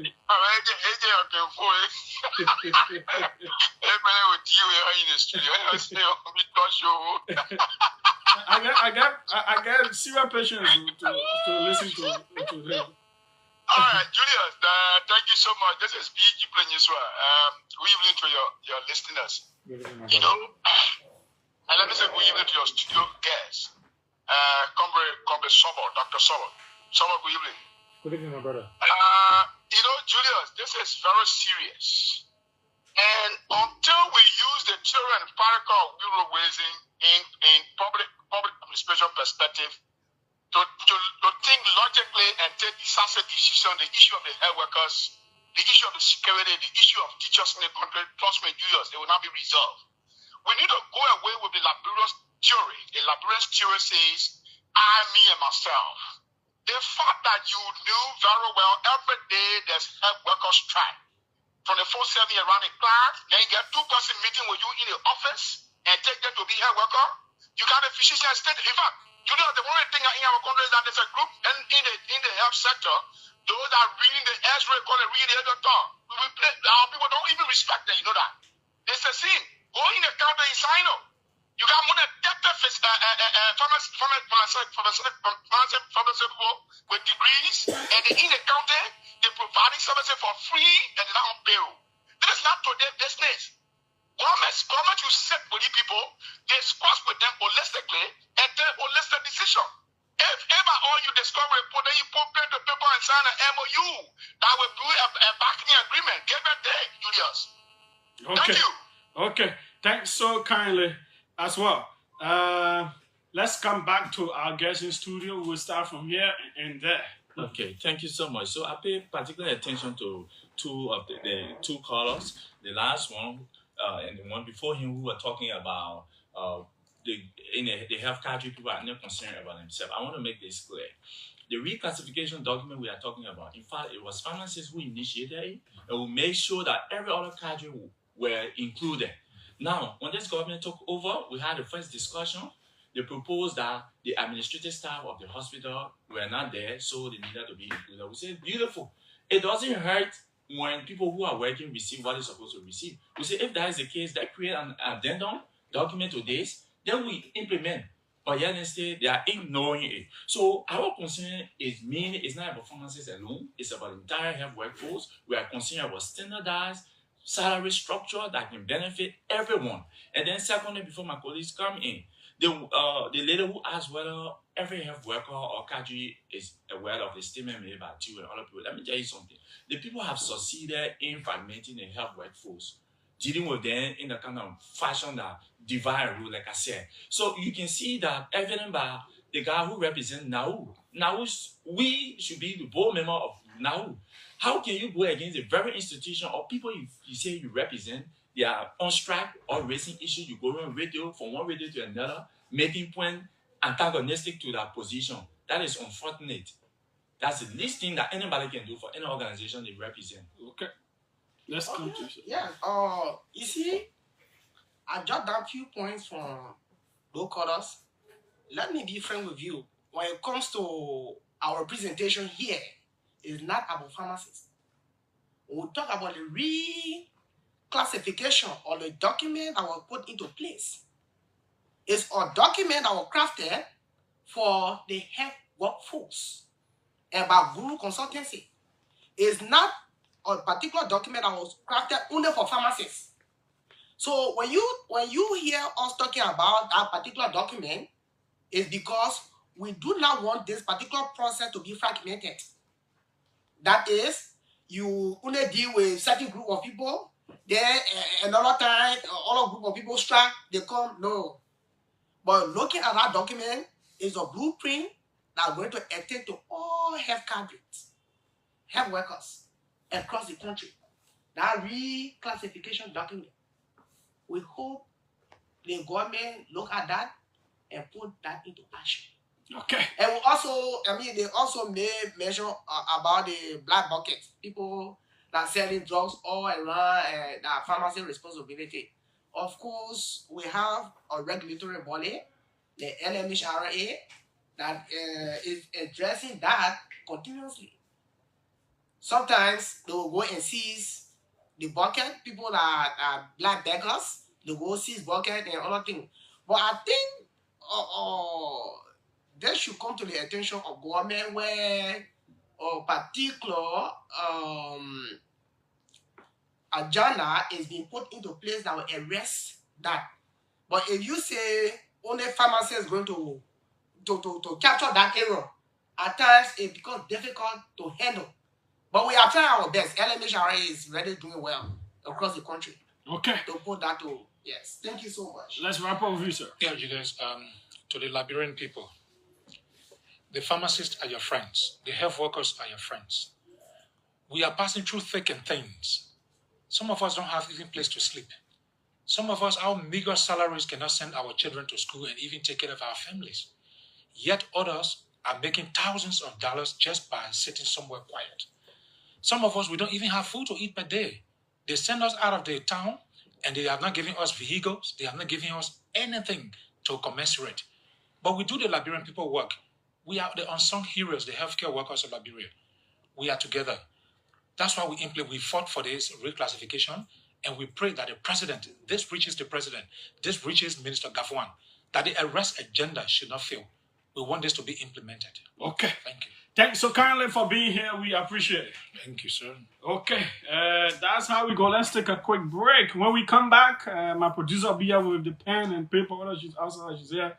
We want to know the worst minister, the best minister, the worst managing director, the best, the worst representative, the best representative, the worst senator, the best senator. That's what we'll be doing right here.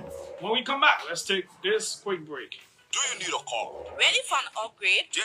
Come to Sika Motors, sole distributors of Toyota vehicles, Mitsubishi vehicles, and Yamaha motorbikes, genuine accessories and spare parts. You name it, we have it. We have the 2022 brands of Toyota vehicles. Select from our new Toyota Starlight, Toyota Belta, Toyota Rush. We've got the best deal in town through our Sika Motors financing schemes with selected banks, EcoBank Liberia and UBA Liberia, starting at the lowest as $500 USD. You won't believe these prices. Come for quality, reliability, and durability. Take a spin and let's make a deal. Sika Motors on UN Drive at Town, Bushra Island, or call Sika Motors on +231 775 987 758 or email cmarketing@cfao.com. Sika Motors, drive with confidence.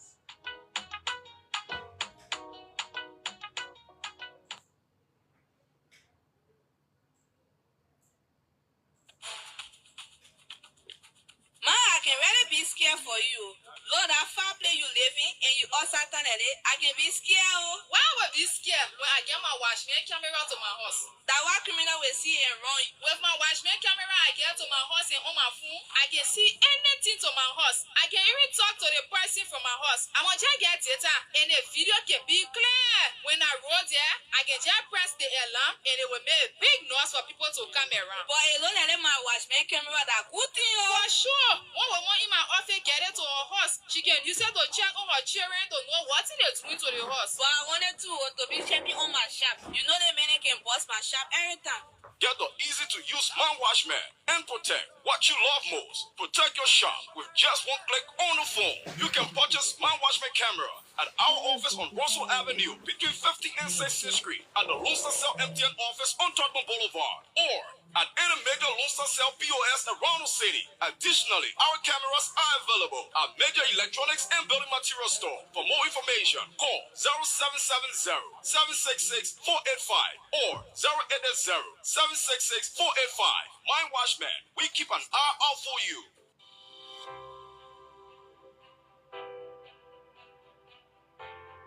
Your favorite RLJ Kennedy Resort and Villas is new and improved with top-notch first-class services guaranteed to make you feel pampered and special as our royal guests.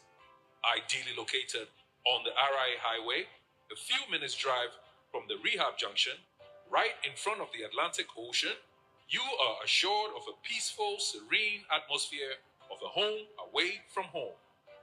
The ingredients for our Liberian meals are freshly picked from our garden to give you that unforgettable taste of Liberian cuisine. Our villas are designed and equipped to ensure every night spent with us is a memorable one. We are well positioned to host conferences and seminars of all sizes, as well as outdoor events like garden weddings and parties. Book your upcoming events and leave the rest for us to handle with our 100% satisfaction guarantee. You can reach us on 0770-533-415 or email us at reservations@kennedyresort.com.lr. Visit our website on www.rljkendejaresort.com.lr. RLJ Kendeja Resort and Villas, for memories worth repeating.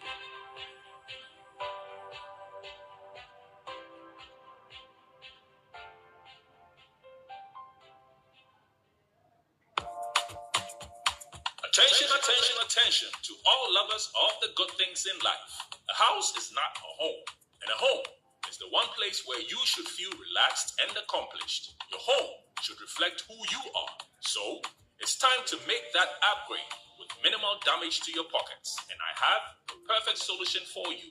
Home Sweet Home, located on Benson Street, between Center and Buchanan Streets, got you covered. From the kitchen, we have air fryers, juice makers, pressure cookers, freezers of all sizes, and all the modern kitchenwares you can think about. From the bedroom, we have top-of-the-line, exquisite beddings to give you that great night's sleep because you have earned it. And soft, comfortable towels for your bathroom. And in the living room, we have high-definition TV sets of all sizes, unique aerial rugs, classy curtains in all the colors you desire, wall paintings of different sizes and colors, furniture, and everything you can think about for the home. All that at unbelievable prices. We even have low-voltage, high-quality washing machines and dryers to keep your clothes fresh and new at all times. As a bonus, we have fashion accessories for both the young and the old, designer quality bags, hats, and rare jewelry.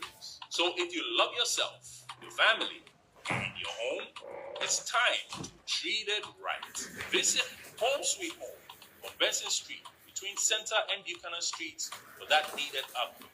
You can call them on 0886 834 944 or 0770 581 420. Home Sweet Home, for the love of a classy home.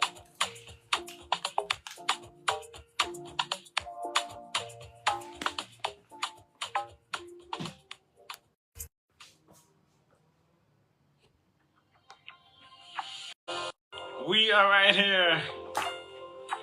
Leave your comments on the live video on the YouTube page, if you can comment there. The stars are brightly shining. Tomorrow is the day. Vivian Akoto there.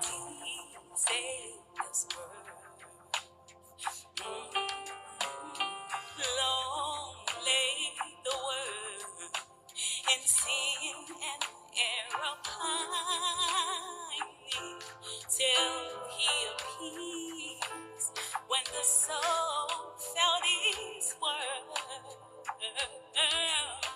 The trail of hope, the weary world rejoices for yonder grace, a new and glorious morn.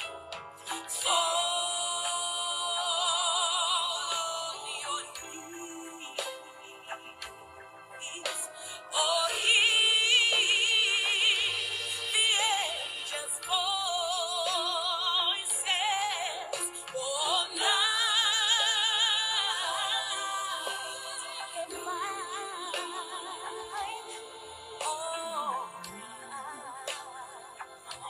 when Christ was born. The lines will open shortly.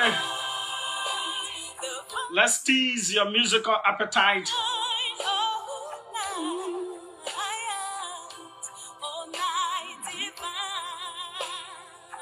Vivian Akoto on this one. She's somewhere.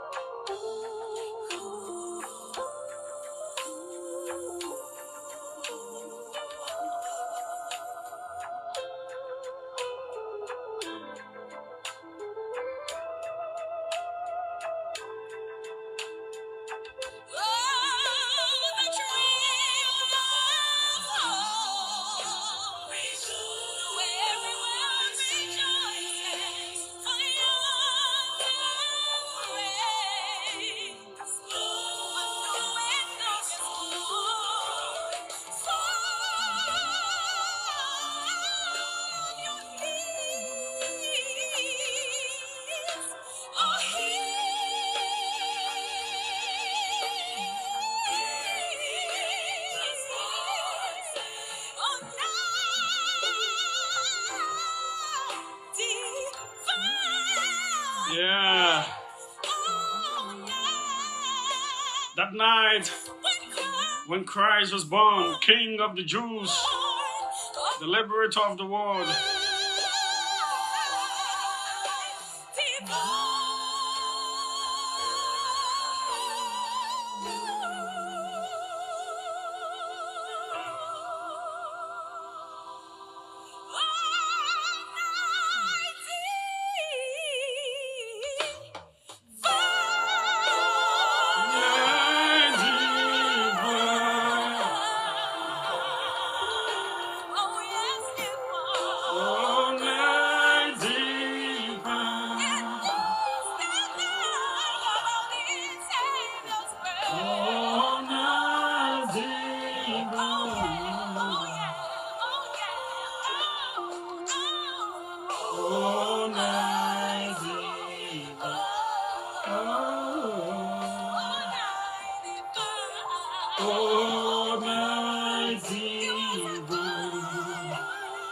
What a night when the Savior of the world,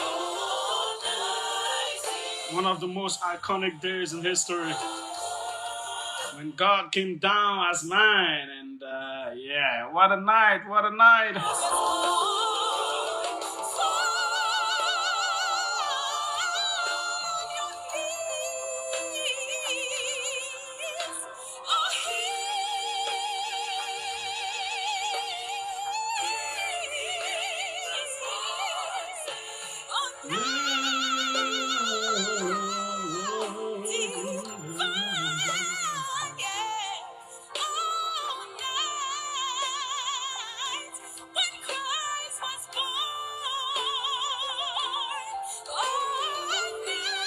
Darkness knew, the devil knew that the time for reordering of the universe had come.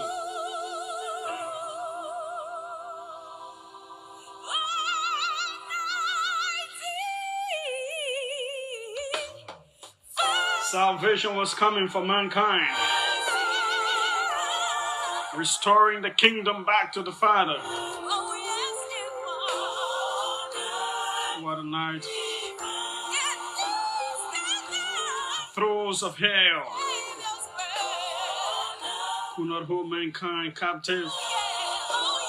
The Prince of Peace was being born.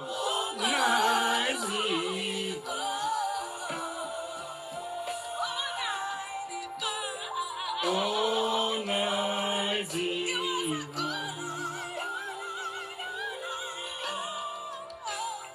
Oh, night divine.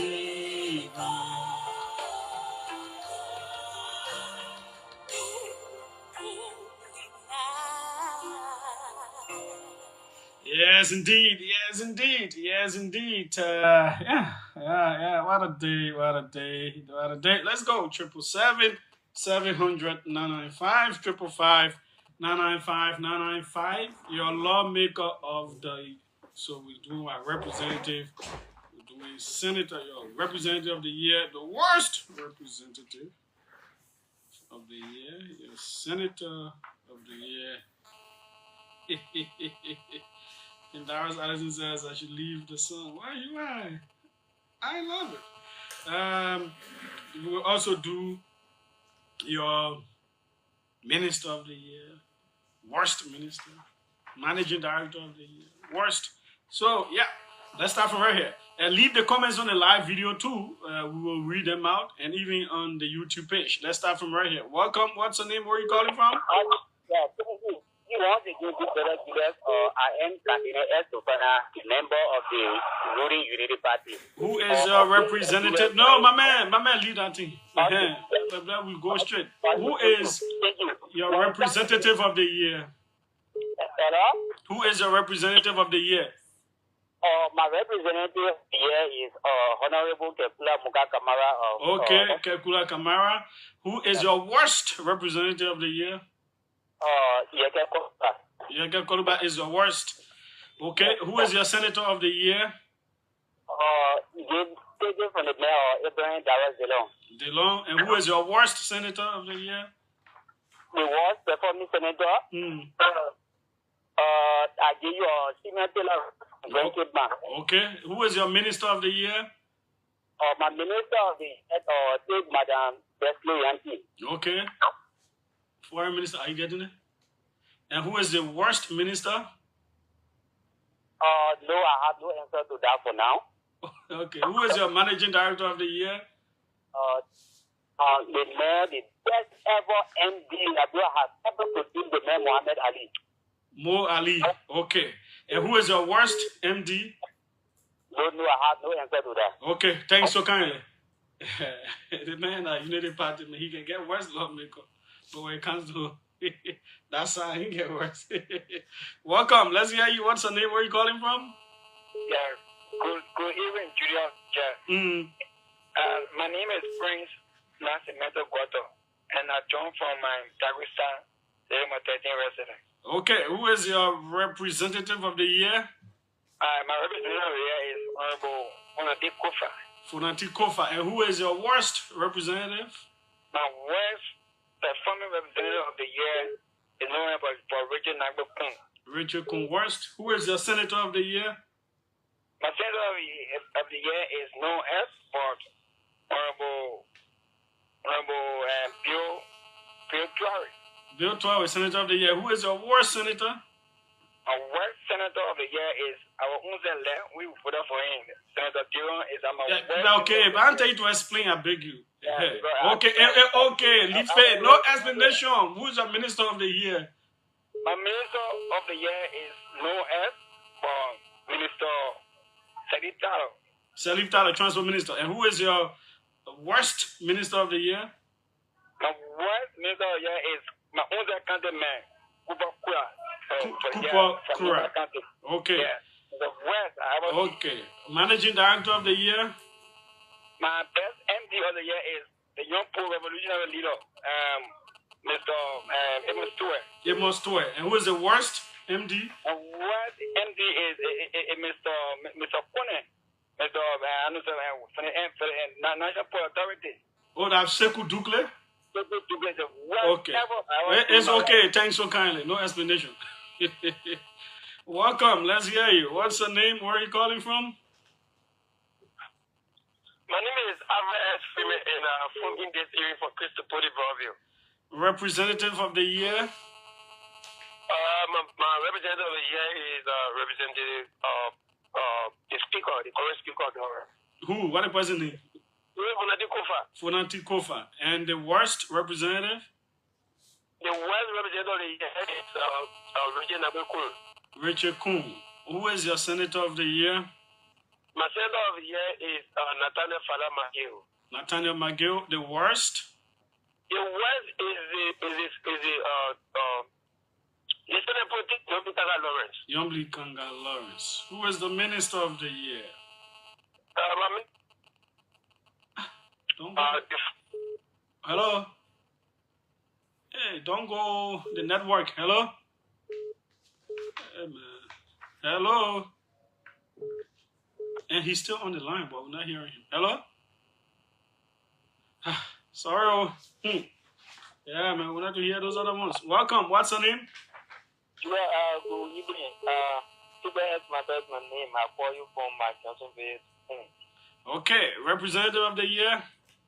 Yeah, for me, I have voting right in Pongambe, so I will go Pongambe direct. Remember brief answer. My Mensa, the worst? The worst representative for that district. Oh, that whole, the worst? Yes. Okay. For my district, because I have a voting right. Yeah, but I don't know all of that. I said, who is the best representative of the year and who is the worst? So who is your best and who is your worst? For me, I don't have that. I get worse. Okay, you get worse. Where's that Moima Mensa? Worse. Okay. Yeah. Senator of the year? Johnny Bay. Johnny Bay is the senator of the year. Who is the worst senator? Prince Moy. Prince Moy is the worst. We come to Minister of the Year. The best minister of the year? No, the best. And the best minister is Mo Ali. No, that Mo Ali is not minister. We come to Mo Ali then. Yeah. Oh, okay. And you don't get best minister, right? Hey man, don't go. Hey, man. Hello? We lost the man. Sorry. Okay, let's go international. But Jay put the more over here. The MD. He called out on an MD. You're talking. Go ahead. Let's hear you. What's your name? Where are you calling from? Yeah, this is William Brock. Fine one. Let me participate in this one. Go ahead with your question, sir. Julia. All the way from Paris. Who is the representative of the year? Fonati Kofa. Fonati Kofa. And who is the worst representative of the year? That Richard Nangwe Kun, the man who put 11 Richard Kun. Who is your senator of the year? Augustine Sakrade Chie from Sano County. Yeah, Senator Augustine Chie. And who is the worst? The worst senator of the year? Yeah. Is the Darrell DeLong. Darrell DeLong. Okay. We come to Minister of the Year. Yeah, the Minister of the Year is the former minister who resigned. Boyman Kamara. Yes. Okay. They are best. And who is the worst Minister of the Year? The worst minister of the year is the education minister. Okay. We come to who is the managing director? The managing director of the year is Emma Glasgow from the Fishery. Emma Glasgow, managing director of the year. Who is the worst? The worst is the one for NPA. Sekou Dukle. Okay, thanks so kindly for your call, William. We appreciate it. Okay, we come back local. International people, you can call. You have a right. Let me come to the live video if there are some comments there. Let me see if some comments have come in on the live video. Let's read some.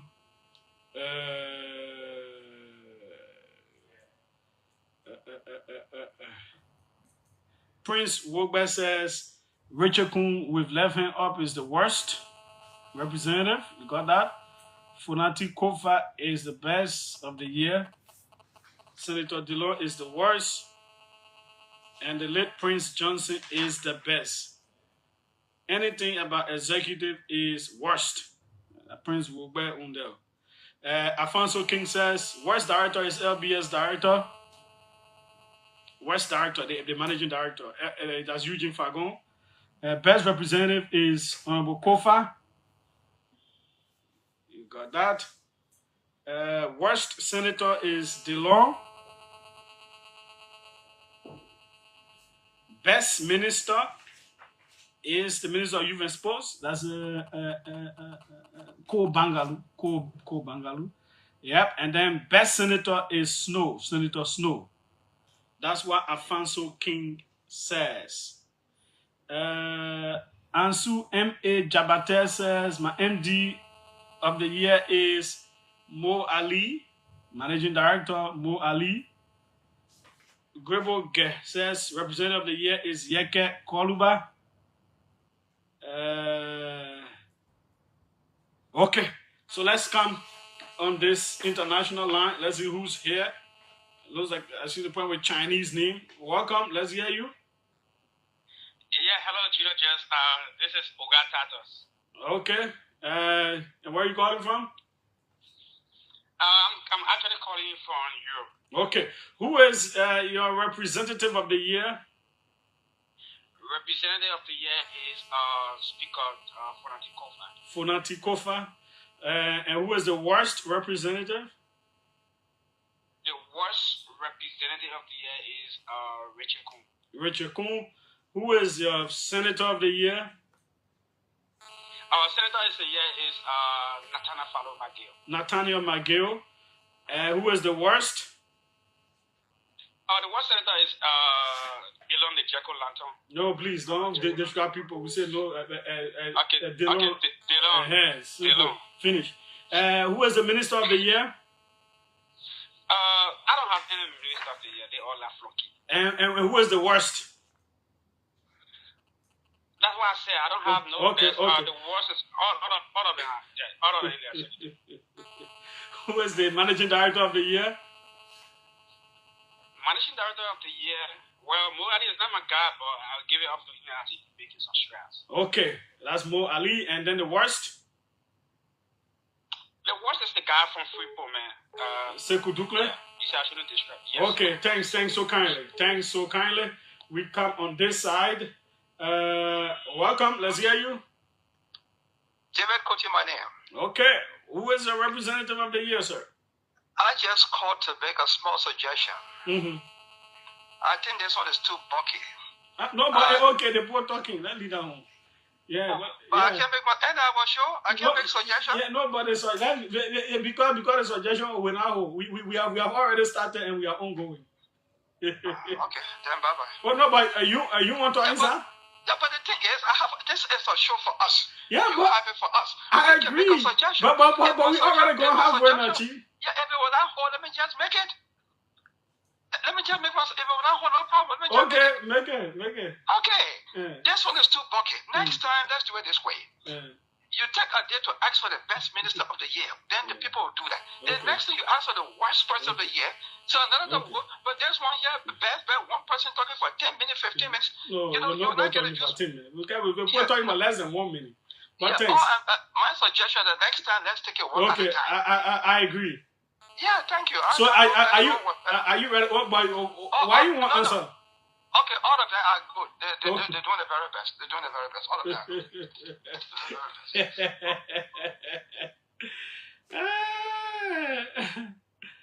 Okay.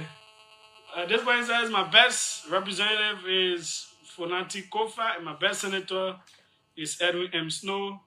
My best minister, no, I'm minister proper, so we can include him there. My best MD is Emma Glasgow. That's NS Bailey. Who says that? Welcome. Let's hear you. Yeah. Good evening, Julius. Yes. My name is Emo, and I'm putting it down this evening. Okay. Representative of the year. J. Fonati Kofa. And worst representative? Rachel Kuhn. We go to Senator of the Year. Okay. And then worst Senator? Prince Moy. Okay. We come to Minister of the Year.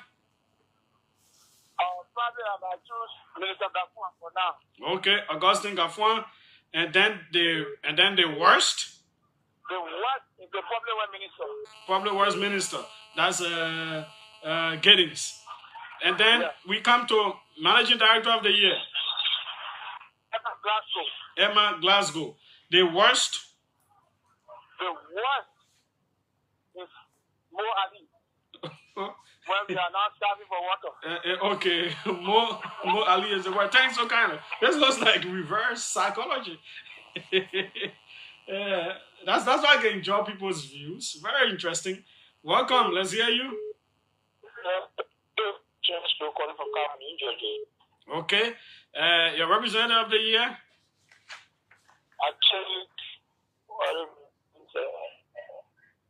Hello. Hello. Yeah. Julius? Yeah.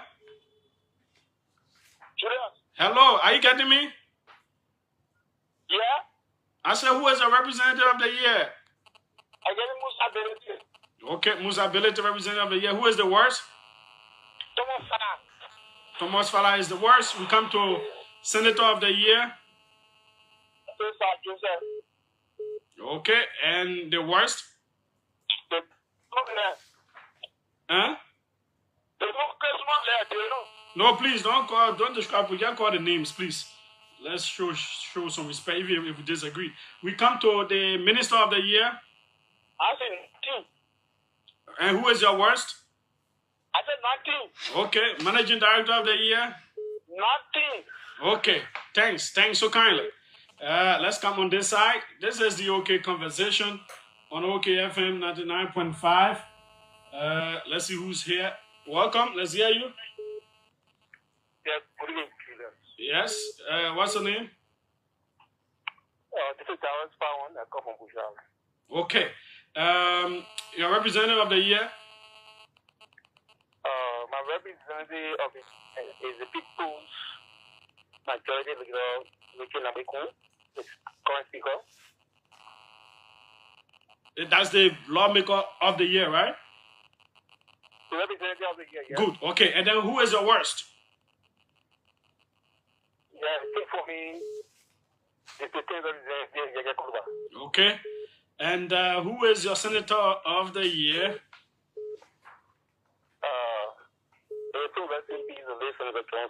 Okay. And then the worst? The worst. Oh, let's let that go for now. Okay. And who is your minister of the year? Minister Gafuan. And who is the worst? Minister. I'm not getting West Minister off my head now. Okay. Who is your managing director of the year? For me, okay. And who is the worst? Yeah. And who is the worst? Okay. Hello? Okay. That person is gone. They're not answering that. Hello? Yes. Welcome. Let's hear you. My name is Danishas Mater, and I think it's imperative that I participate in this survey or public opinion stuff. So my minister of the year. No, let me be asking. Yeah, let me take it so much more before we forget some. Representative of the year. Councillor Julius Kofa. Worst. The Speaker of the Majority Black, Richard Namweku. Okay, we come to Senator of the year. Councillor Augustine Chie from Sino. Councillor Augustine Chie, and then the worst. The worst, I would take the two Grand Crew senators. No, just take one. Hey man, you have to take one. Yeah, take one. No, take one. Okay, I will take the chairman of the caucus, Nimeni Babikwa. Okay. Then we come to Minister of the Year. The Agriculture Minister, J. Alexander Nuta. Alexander Nuta, Minister of the Year. And who is the worst? Cooper Crow, the Labour Minister. Cooper Crow. And Managing Director of the Year? Well, I will give it to Mo Ali. He's been doing well. I'll give it to him. Okay. Mo Ali. And then the worst? I don't think I have a worst, considering that the circumstances under which most of them work. I will just let that one slide out. Okay. Thanks so kindly, Danishas. Thank you. Okay, this person says, if you're asking for best and worst performing MDs of SOEs, why are you not asking for best performing autonomous agency and worst? I can't put all the people together as SOEs. I didn't know they have differences, but all of them put together, they are almost this. The same autonomous agencies, SOEs, all of them are put together. Yeah, I think I said it earlier.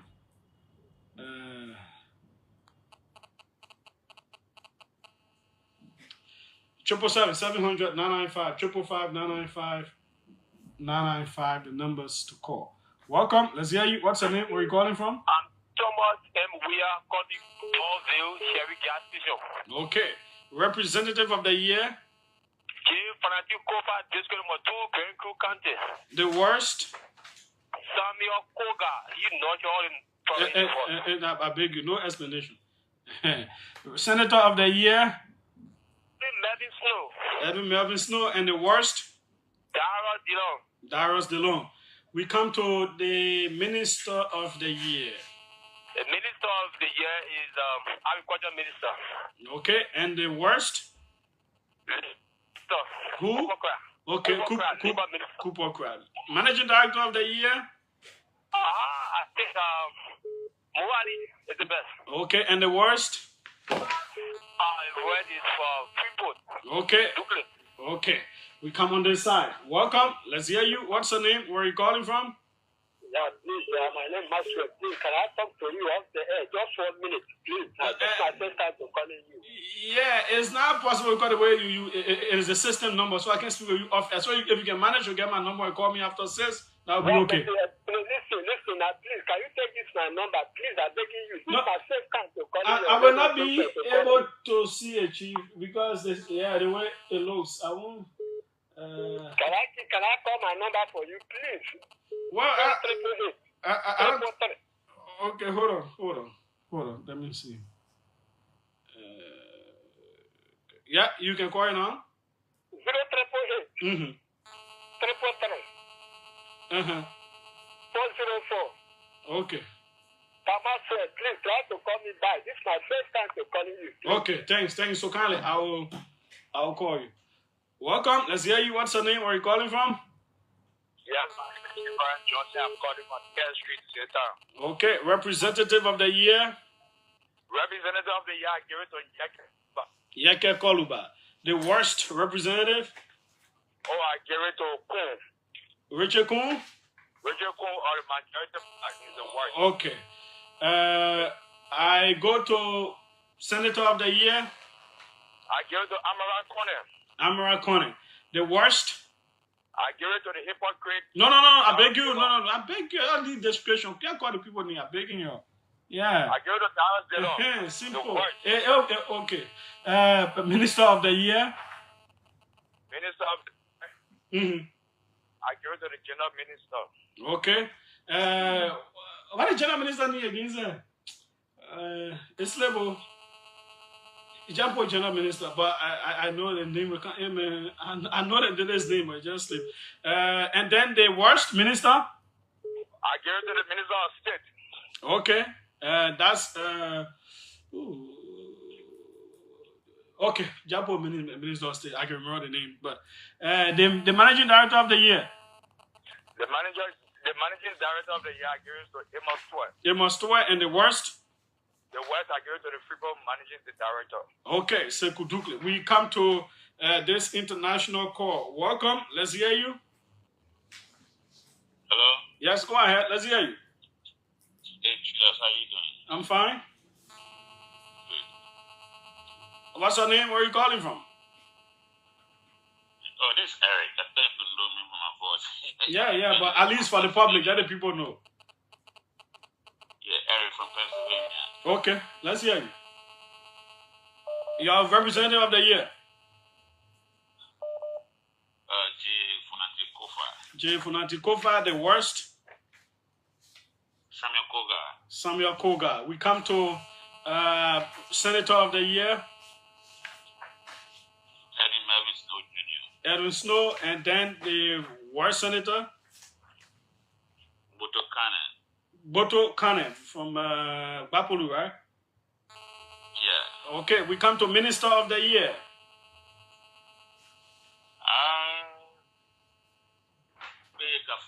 Augustine Gafuan. And the worst? The worst minister is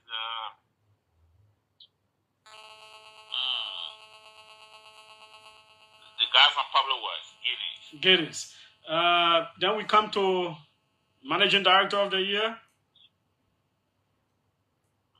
I'll give it to Josiah Jokai for the CSA. Josiah Jokai. And then the worst? Eugene Fagon. Okay. Thanks so kindly for your call. Let's take another international one. Okay, I saw one coming. It went off. This person says, okay, yeah, Minister of Graceway is the one from Ministry of State. Yes, Sylvester Graceway. The nigga just slept, my people.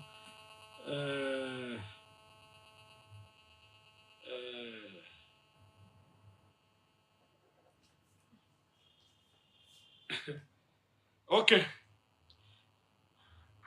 Welcome. Let's hear you. What's your name? Where are you calling from? Good evening, Julius. I'm John Akindire and I join you from London. Okay, from London, the United Kingdom. Let's hear your representative of the year. Yeke Koluba. Yeke Koluba, representative of the year. And the worst? Fode Fambule from Bon County. Fode Fambule, we come to Senator of the Year. Councillor Augustine Chie. Councillor Augustine Chie. And the worst senator? Prince Moi. Minister of the Year? None. What about worst? The Public Works Minister. Public Works Minister is the worst. We come to Managing Director of the Year. It could have been more, but more talk too much now. So just for talking, man, you tell them from that? Yeah, Yeah, more defend all the wrongs. Okay, it's okay. Then the worst. The worst is the guy from CSA, the scene. Joker. Yeah. Okay, Josiah Joker. Okay, thanks so kindly, Aki, for your call. Yeah. Why shouldn't I be a journalist? Why? Why, my people? Okay, they thanks to this person, the general minister is Bemi Horace Colley. Yeah, that's her name. Why shouldn't I enjoy journalism, my people? Yeah, when I go, I think that's some of these things I have been laughing. This person says, my representative of the year is Foko, Frank Foko. The worst is Fode Fambule. My senator of the year is Augustine Chie. And the worst is DeLong. Raymond Robertson, that one. Let's take, let me go to the live view and see if there are some comments there. Let's do justice to our people. Let's do justice to our people on the live video.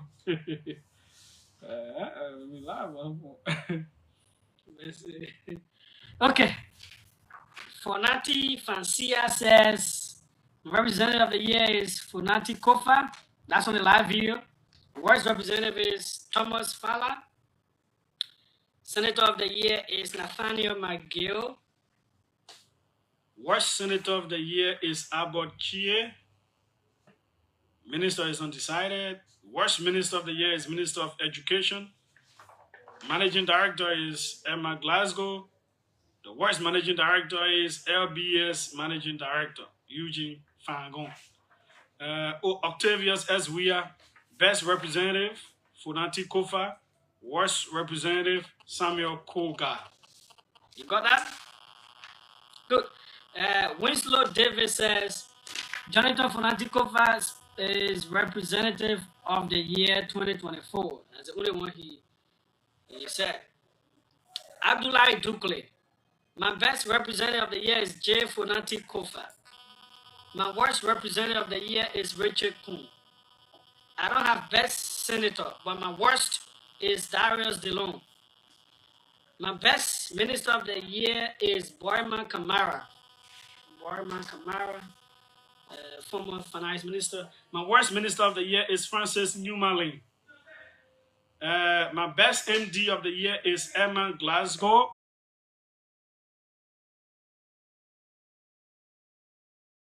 Speaker J. Funati Kofa. Boyman Kamara. Worst minister, Cooper Kura. Best managing director, Emma Metier Glasgow. Worst managing director, Josiah Jokai. Okay.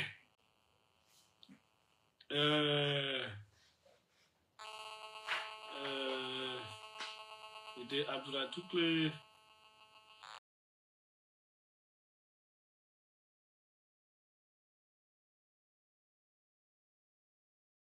Worst is Samuel Koga. Best managing director, Emma Glasgow. Best senator, Falo McGill. That's Nathaniel McGill. Worst senator, DeLong.